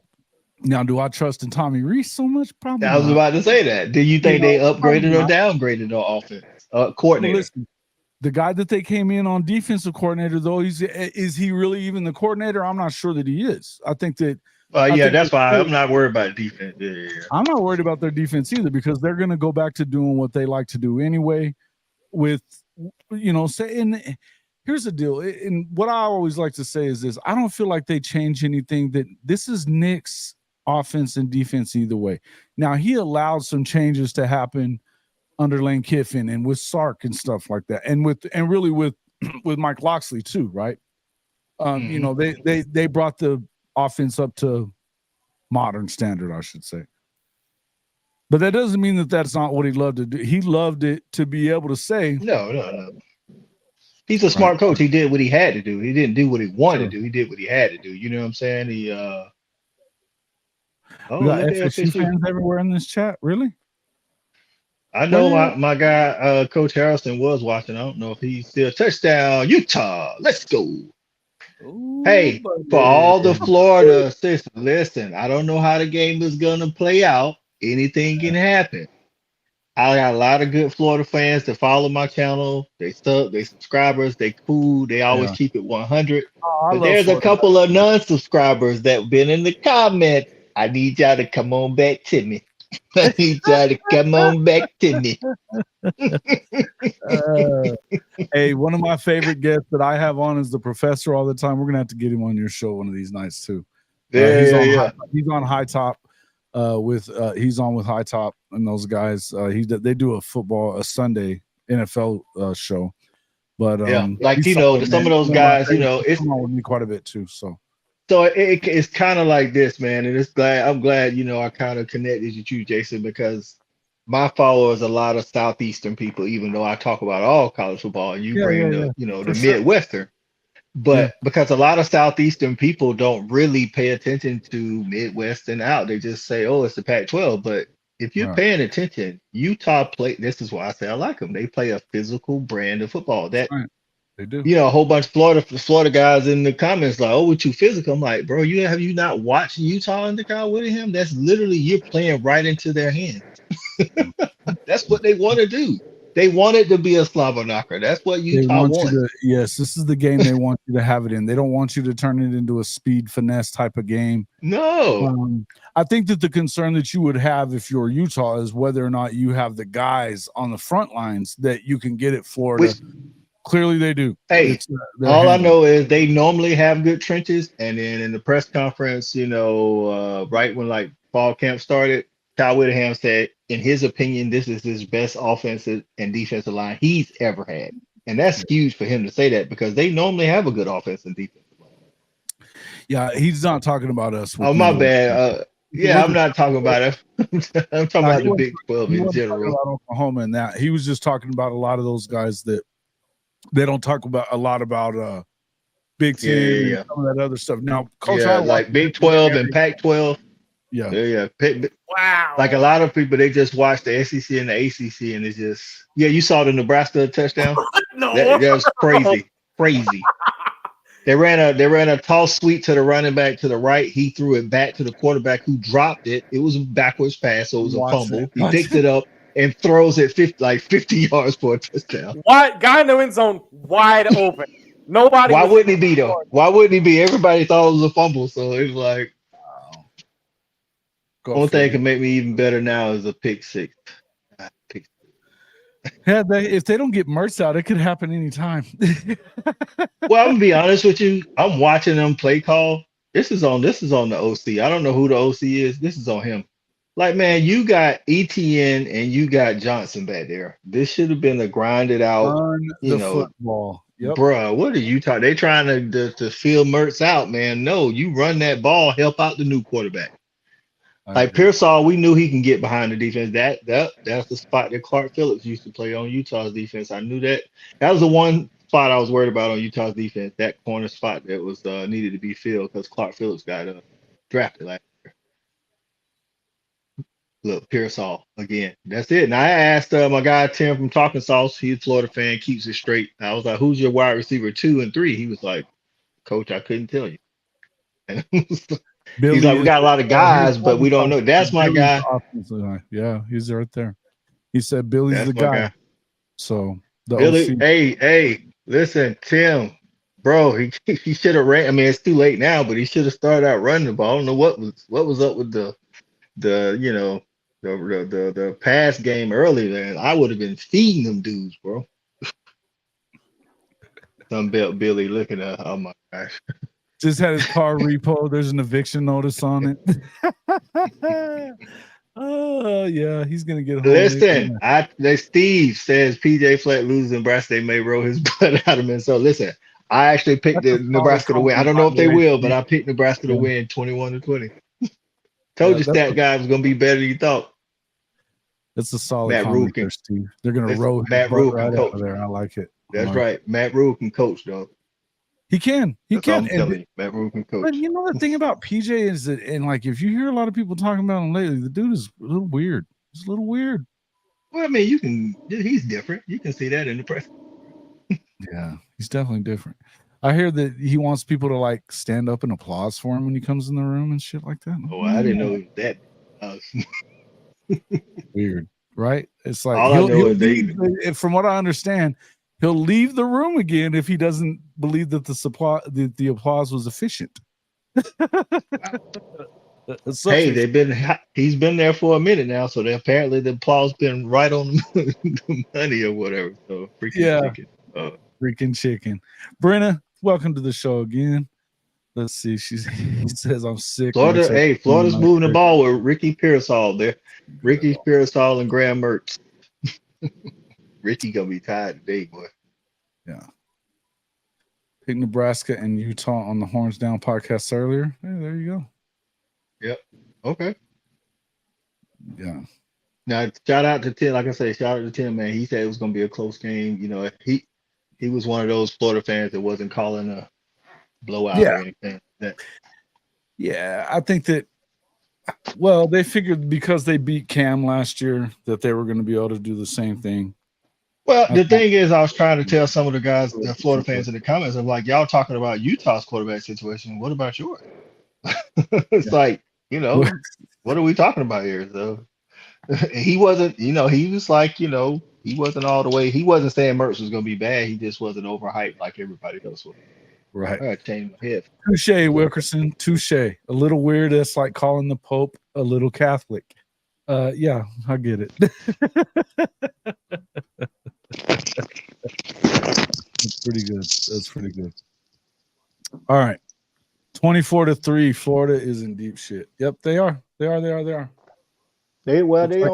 15. They on like the 15-yard line, so they're threatening. I don't want them to score a touchdown though. It's 4th down. Yeah, that's right. As I told y'all, man. Here, right there, right? Listen, I told you, philosophy-wise, man. They just Georgia without the 4 and 5 stars. Dog. I'm telling you, watch them play. Similar. Yeah. They are rocking on this 4th down because they do not want them to get in. Period. Like they don't care if they're up 21. No, it's not about winning at this point. They want to shut them down. Yeah. So it's a mentality. You know what I'm saying? So, but you're right. Listen, I've said this for a long time that I think that Coach Whittingham is one of the best in the country. He's the best. Bruh, you did not just see the play call that they just ran. What? Oh my God! What in the hell was that? Tell Billy to give up the folder, man. Give up the folder. He can't be calling this. Not on 4th and 3. Not on 4th and 3, bro. They literally called an RPO. Oh my god. They did a fake RPO like dive. Oh my gosh. Oh. On 4th and 3? Oh no. They faked the RPO and did like a shovel pass to the oh my gosh, to like the tight end, the H-back. That looks like some crazy shit that Chad Morris would have done. And tell Billy to give up the folder, bro. Tell him to give up the folder. Hand the clipboard over. It's time to just manage now, dog. It's time to just manage. That was not a good forward. Against a physical front 7 like Utah, you don't run inside for 3 yards when you haven't been running it like that. You get something on the edge, put them in space. That's where Ricky Pearsall was killing them the whole time down the field, putting them in space on the outside one-on-one. Yeah, but if you're in, and the thing is, if you're in the red zone and you're on 4th down and less than 4th and 3, short yardage play, don't get fancy. Just run the damn ball. Bro, listen, even if you don't get it, just line up. My guys are better than your guys. Like, you know what I'm saying? Like, you run it like that right there, it almost was a fumble. Like I say, he rolled the guy. If he missed that time, right as Ricky Pearsall left, he pulled it and then kind of like just shoveled it to the guy. I'm like, come on, bro.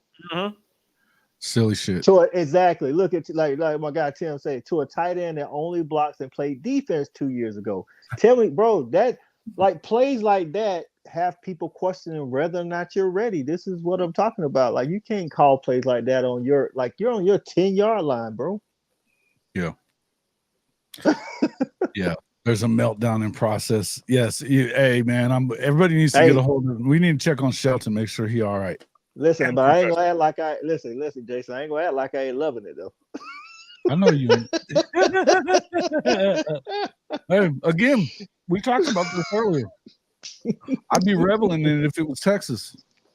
Or listen, I like I say, we talk about analysts and previews and stuff. I'm gonna call it like I see it. But when toe meet leather, hey man, nothing finer than when the Gators lose. That's right. When toe meet leather. Fuck those guys. Yeah, I get it. Listen, man, the best game on tonight, though, the NC State, UConn, and that Nebraska, Minnesota, them dudes out there hitting. Like, Minnesota's bringing it, too. I mean, nobody's scoring. Of course, like Jason said earlier, classic Big Ten game, but. Yeah. It's 7-3. It's 7-3. We're midway through the third, Yeah. So, yeah, that's Big Ten football for you right there. All right. It is fine. Guys, breakdown. You give me your breakdown of the SEC West. I want to hear where you think everybody's going to finish there. Zach, let's start with you. I think Arkansas. We'll start with Arkansas. Arkansas is going to start, finish up maybe 4th in the West, 3rd in the West. Like I said, you never can tell, but they're not a bottom feeder anymore. I think, in all honesty, there's really not anybody in the West that could be a bottom feeder. I'll go, Mississippi State maybe with Will Arnett taking over for, Mike Leach. May he rest in peace. But, A&M's that possibility. So, and of course, the obvious favorite's going to be Alabama to be at the top. But I think Coach was right a few minutes ago. I think it's going to be a 3-way tie between Alabama, LSU, and maybe Ole Miss.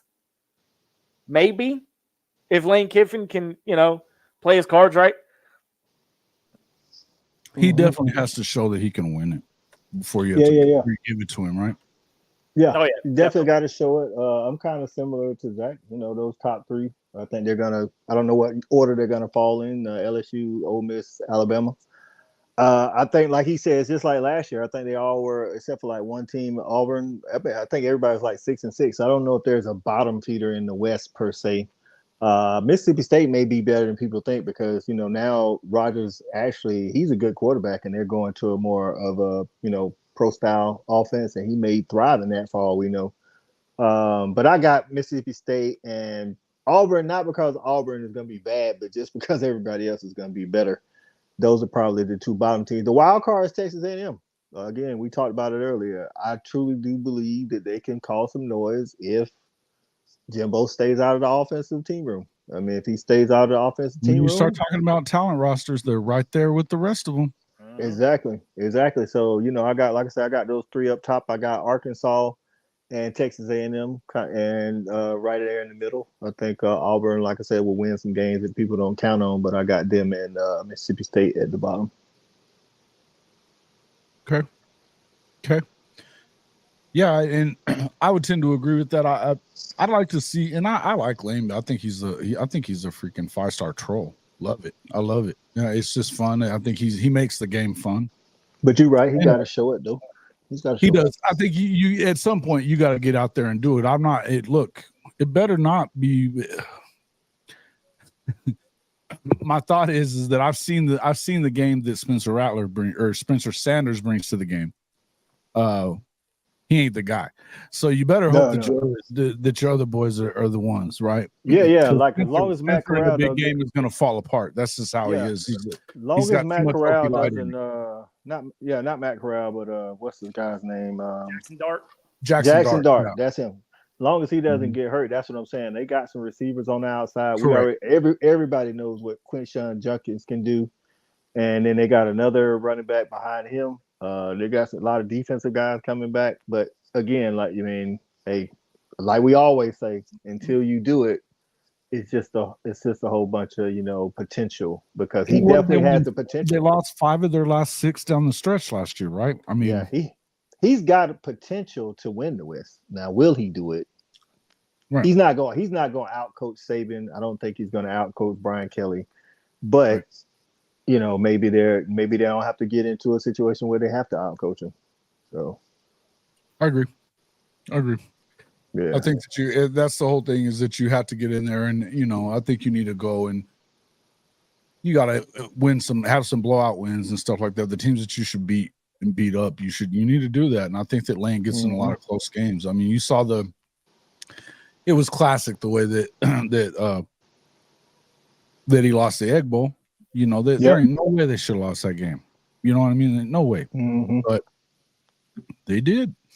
And then, they turn around, they get thumped again in the bowl game. Now, you say what you want about bowl games these days and who's going to play and all that, but Texas Tech, they showed up and beat them up, right? I like Texas Tech, though.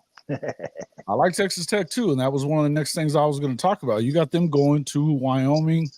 Wyoming, obviously, being a Mountain West team that's on the road, though, this is a tough place to go play.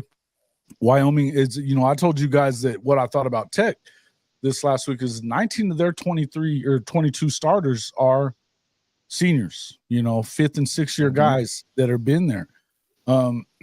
As far as Tyler Shuck is concerned, we'll see whether or not he is able to stay in the game throughout the whole season. He's never made it through I don't even think he's played 10 games yet. But Texas Tech has the opportunity, I believe, with not having to play Oklahoma. You get Texas at the end of the year. If Texas hasn't secured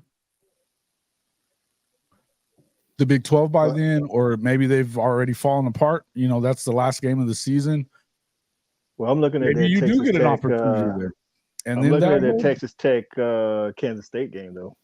I think that's gonna. That's a huge game there. That's a huge game there. A lot. Yep. Kansas State's gonna be, Big 12. Of course, I think the favorite should be. I mean, schedule wise, Oklahoma's definitely right there with Texas. And then I got Kansas State and Texas Tech. Those 4 teams. I mean, I don't know. It's like a round, kind of like the SEC West. You know what I'm saying? I feel like those 4 teams, that round robin right there, is going to determine who's going. Yeah. Chicken, you know damn well that ain't true. Hey, around the table sports, man. I was going to ask something earlier about John Pate picked them to go to the freaking conference championship game. What the freaking crap was that? Oklahoma State? Yeah. I think Pate has officially gone straight to I need clicks or something, because there ain't no way. Yeah. Shout out to Ty, man. Ty's Bama through. He knows everything, dog. Like he said, just run a wheel route and you'll mess up Pete Golden. Bama fans were not like they were ready to get rid of Pete Golden 2 seasons ago, though. They were, man. Yeah, we're glad to see you here, man. Ty, Welcome in. Welcome in. Yeah. There are. Oh, he said Okie State gonna be god awful. Oh Lord. Here's the Hopefully thing. Cody's Hey, not watching. Hopefully Cody's not. I didn't say it, Cody. It's in the chat. I don't care if Cody's in there or not. I doubt it. That's my guy, man. He got a lot of passion. Think about this though, real quick. They're going to a 3-3-5. They ain't got the personnel for it. They got two dudes. No, they don't. They don't. You know how I feel about 3-3-5. It's a good defense when you got the guys, but they don't have those guys. That's it. That's the whole thing, is that you have to go, even if you've got one good safety and you've got that stud on the defensive line that they got. I get it. Yeah. We saw last year, you have to have depth at those positions because there's no, and we saw it last week that even just one dude they're going to scheme your ass right out of it. Baird, what did he get, a half sack or whatever it was? I mean, he didn't look very good though. He did not look like Bear Alexander from Georgia. Well, I tell people a lot, it says like I still think he's a good player. But I think it's going to be harder for him to shine because it's different when you're on the front lines with the Georgia defensive line because they can't double team Bear. When he's at SC, you getting all the attention because you are the guy. And I think he can still be good. It's just going to take a lot more than it took when he was in Athens. You know what I'm saying? Because, again, nobody's keying on you when you got Jalen Carter on the other side. Nobody's keying on you, when you got Michael Williams down there or, Warren Brinson or Stackhouse or Zion Logue or Tremel Worther. It's like, you know what I mean? It's like, I don't know, bro. It's going to take a minute. So hopefully he's, as dedicated as he says he is. But it's going to take a lot. Yeah, I think they're going to have to recruit better there. I mean, they've got some guys that are big and stuff, but again, I think that, like Ty, and I mean, this is all stuff that we've talked about, Ty, is the same stuff, is that you have to have multiple guys that are able to, your second guy needs to be, it's like changing out, the same dude, right? Yeah. First, your nose guard has to be a space eater. And not just a space eater size-wise, but a space eater where they have to block him with two people. Like, if they don't have to block your nose guard with two people, your 3-3-5 going to get 8. I'm talking about, like, 8. Like Georgia did TCU. And this is something that I said this to Cody before, and I've said this to a lot of people, is the biggest problem that Oklahoma had was I felt like, and this is where I felt like Venables deserved a little bit of questioning last year.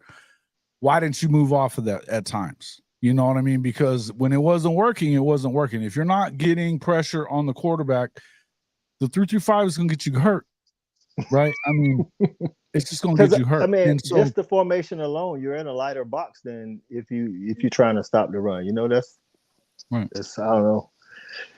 That's rough. And then your linebackers got to be some dudes, like some dudes.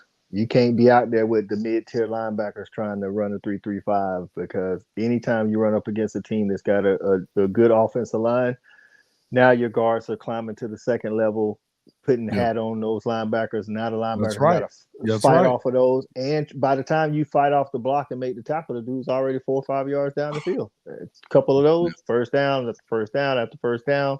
Now your defense is tired. Right. Oh, he said, what's wrong with Pete Golden? Hey, Mars, ask Ty from around the table sports. What's wrong with her? Oh, there he goes. There it is. Ty got him. Too cute for his own good. All right. Good enough. Zach had to run. So I gotta get out here. I gotta run to the store for my wife. Okay. I got about 7-8 minutes. Okay. Yeah, I'm gonna have to get out of here pretty quick too. Yeah. Hey, folks, we appreciate everybody coming into the show. And Ty, thanks for jumping in, man. We're gonna have to get together on Saturday or something one of these times too. That's right, Ty. We need you on Saturday night snap count. I'll hit you up. We need you on there, dog. Ty got all the info, man.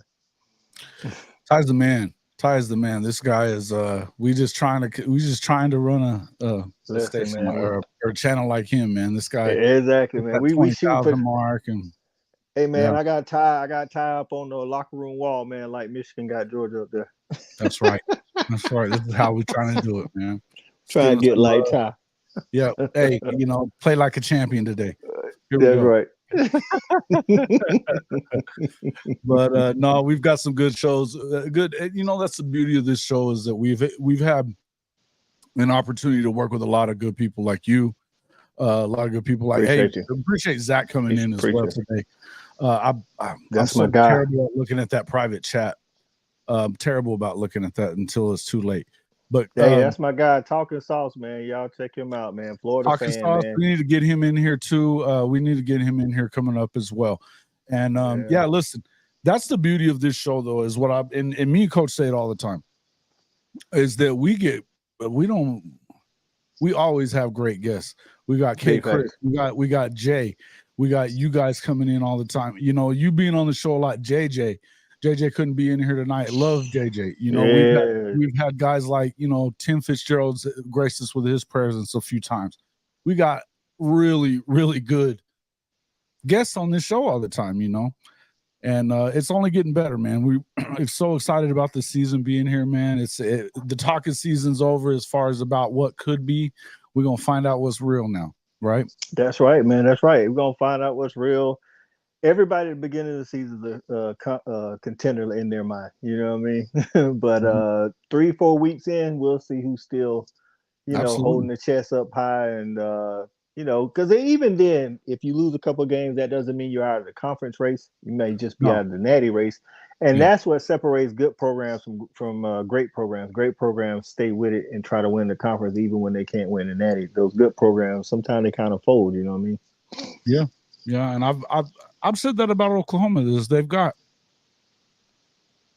I think it's 2 steps. When we were on the show the other night, and we had Coop that he felt like we might be able to backdoor Oklahoma, might be able to backdoor our way into the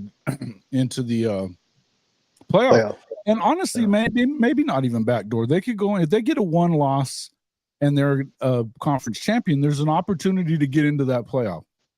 Now, are you able to win the thing? As an Oklahoma fan who's watched them go to 4 and get thumped in 4, 3 anyway. I was about to say we didn't the 4th one. You still lost the 3rd one. But to me, I feel like it's one of the things where you really want to have them see do they have the best chance. Now, I could be completely wrong. Is the truth is maybe this could be their best chance. And Hank's talked about this a lot. Is that, hey, it's a lot of similar as to what, there's been a lot of parallels drawn to 2000, lefty quarterback, second-year head coach, improvements on the defensive side of the ball. There's a lot of little weird parallels that you can draw there. If they're able to go through undefeated, of course they're going to be in the playoff. Oh, big fan. I'm not ready to drink that Kool-Aid until I see that first. That's where I've been at. I'm not making predictions like this. Yeah, there's a mountain to climb to get there, but like you said, because of the schedule, honestly, even if you lose to Texas, which I know I'm not saying you will, but even if you was to lose to Texas, and it's a close game, but then you win the Big 12 because you would have to, you still get that shot. Depending on, I don't know if there's going to be any undefeated teams, we'll see. Right. I think because of schedule combined with talent, I think Georgia has the best chance because of that. But I think Michigan or Ohio State could go undefeated. But yeah, you could go there. But as we've seen, like you said, with Oklahoma, not just with Oklahoma though, we watched Michigan got twice. An easy schedule too. They've got Texas on the schedule. Everybody else they're picked to win by Vegas around 6.5 to 7.5 wins. And Charlie, I would ask you, this is a boy of mine that I went to school with, so we're gonna do this right here. What do you think about Texas then? Tell me that you think that they're gonna make the playoff, because they haven't done shit since 2009. And we always say the proof is in the pudding. Proof is in the pudding, and the pudding is not being very good in Austin. Okay. And and you say like getting there is one thing. Winning it, you talked about Oklahoma getting there and not winning, but they ain't the only ones. Michigan, we've seen them 2 years straight. It's hard to get out there first round. It is, and that's what we talked about before. It's going to be even harder after this, right? This last season is to get, it's one thing what TCU did last year. Good for them, and I give them a lot of props for it. It didn't look good once they got there, but they did get a win in that first round. Now, Hey, you know they've what done Coop was something saying the other Michigan night, hadn't. you know, Oklahoma never got one of those Michigan teams to go up against in that first round, right? They never did. Yeah. Well, you know, coming in, everybody thought Michigan was going to, be too physical because even the quarterback was talking, hey, well, we just so physical and all of this. What's going on, Shawty? Hey, Shout it. listen, man, I've been trying to listen, Shawty, you know how I feel about this game, dog. It's Utah all the way anyway. Just listen, man, Utah plays a physical brand of football just because they're the Pac-12. That's why they've ran the Pac-12 the last 2 years, and they're always in contention every year. It's because they play something that nobody else is doing. Everybody else is out there, playing finesse ball, can't play no defense. Yeah. Like before Dan Lannon, name another team that's playing defense in the Pac-12. You know what I mean? And it's like Utah. They beat you up, and like you brought up the the Tulane loss to USC. What Tulane played physical? They had an NFL running back. The dude got drafted in the top 3 rounds. Stud, bro, stud. Physical football at the point of attack. You gotta be strong at the point of attack. It starts in the trenches, and this is why. Not just that. This is why the SEC stays on top, and this is why Brent Venables is going out getting the David Stones and the other recruits like that, because if you're not going to be strong in the trenches, don't try to win. You're not trying to win a championship. Exactly, and that's the whole thing. Is that look, the run that Clemson went on coincided with his arrival, right? It did. Plain and simple. Trench work, and everything that they did right there. All the work that they did. And so there's been a lot of talk around Oklahoma and now they're seeing it, that they're trying to recreate what they had at Clemson. Yeah, which is not bad. I mean, it's the smartest thing you could do, right? Hey, Kirby got his blueprint from Nick. He's put his own spin on it, but he's got his blueprint from Nick. You know what I'm saying? Right. Fox killed the pack and saved the big. Yeah. Connor, them Beavers, hey, they might make some noise in the Pac-12. Hey, Connor, if you ain't watched our video from Tuesday, that's my dark horse pick to make the playoff out of the pack would be, and I think that DJU might be a Heisman candidate because of it. Shawty, according to my guy Tim at Talking Sauce, the Florida fan, Billy Napier's calling the place. Bro, I gotta see this. You're gonna have to show me this. Oh, dude, you want? Hold on. You want a tour? Yeah, let's see this. Oh, I like it. Oh, looky there. So and you got stadium seating too. Yeah. So dude. See, this is what I used to do. Was I have a home theater guy. So, I had a home theater company. So I used to make those too. Oh, okay. Yeah, man. It was just we had a bedroom that was bigger than normal. So, thankfully my wife said I could, she told me not to go too crazy with the Georgia stuff. So I told her I told her I'd keep let her decorate it, right? You just let her decorate it. I told her I'd keep it clean. So all I did was I painted it's like it goes from black to gray in the back, like kind of like a ombre effect. And nice. Yeah. So that's why I was, hey man, people, the alumni association, like, man, you don't come out and watch the game. And they're like, would you? Like, I'm where I need to be to watch the game. I feel you, man. I feel you. Well, Coach, we're gonna let you get out of here. I'm gonna jump off of here real quick too. So we appreciate you coming in. We'll appreciate you having me, man. Yeah, absolutely. We'll see you for the snap count Saturday night. And hey, everybody, make sure. Hey, tell everybody again one more time how to find you. Yeah. So it's Fan Addict Sports on YouTube, Fan Addict Sports on IG, Twitter, and Facebook. Y'all come and join us on Saturday night, man. Jason will be there. Hall of Fame Mafia will be there. Fan Addicts will be there. Listen, man, we have a good time, man. We watched the last couple of quarters of the game, and then, hey, call it like it is. That's right. We're going to check it all out this weekend, and we'll definitely be back on Saturday as well to recap what we see in the Oklahoma game. Coach, thanks a lot for coming in. We will see you next time, and I'll see you on Saturday for sure. All right, man. Y'all have a good one. All right, bud. Yeah, so thanks again to Coach I, and Razorback Zach for joining the show tonight.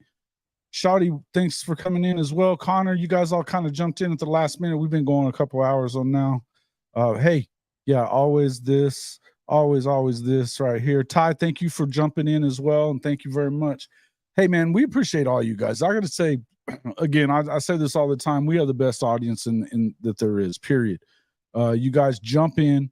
It's Fanatic, FANATTIC, all one word. I'll put it in there for you. So go check him out. Yeah, these guys, they do a great job. You know, you're going to get a good breakdown there. Shawty's always on there as well. This is a former UGA wide receiver. They bring a lot of information to the game. And, you know, if you like that breakdown of what you're going to see from the inside and things like that, that's one of the channels that you want to be on, right? A lot of great insight into the game itself. So yeah, thanks a lot for everybody coming in. Hey, look, this is a solid community. Hank, you ain't wrong. The Hall of Fame Mafia, you know, again, if you guys want to become a member of the Mafia, an official member of the Mafia, do the, you know, right here at the bottom left or bottom right of your screen is the spot to go, youtube.com at CFB-pod/join. And as little as $2.99 a month, they'll give you access to our Discord. We'd love to have you in there to be able to check it out, right? And yeah, what was that about? I didn't hear. I heard something about that earlier. I didn't hear who it was and what. I'm gonna have to look at that, right? But yeah, you guys make sure y'all do that. Jump in. You know, there's some as the season goes on, especially, you know, I'm gonna be doing some breakdowns as far as, you know, I come at this as a writer, so I'll be doing a lot of writing. There will be members only stuff. We'll have some other members only content and streams as well. So make sure that you we do not have Hall of Fame condoms coming soon. Stop it, chicken. No, I hadn't heard about that. That's crazy. But yeah, man, there are lots of cool stuff as being a part of that. Hey, you can also check out our official podcast merchandise. We have our SUC line and the Horns Down line coming. Hey, when we hit 100, members, we'll be doing a giveaway for every 100 that we get. So make sure you check that out. If you're a tailgate guy, jump on Louisiana Grills to our link, HOFmedia.us/Louisiana-Grills. Get up to it's $100 coupon for everything in that Black Label stuff. Good stuff, and make sure you do that. Yeah, funny stuff, right? Everybody's got jokes around here, especially chicken. I already checked my nose. I know there ain't nothing hanging there. Appreciate that. But guys, we appreciate you guys. Everybody's showing up. Yeah, FU's in deep trouble, right? Deep trouble. We better check on Shelton and the professor here before too long. Make sure they're all right. Shawty, I'll see you Saturday on the snap count. And guys, we appreciate everybody coming in. We will see you Saturday as well. Have a good one.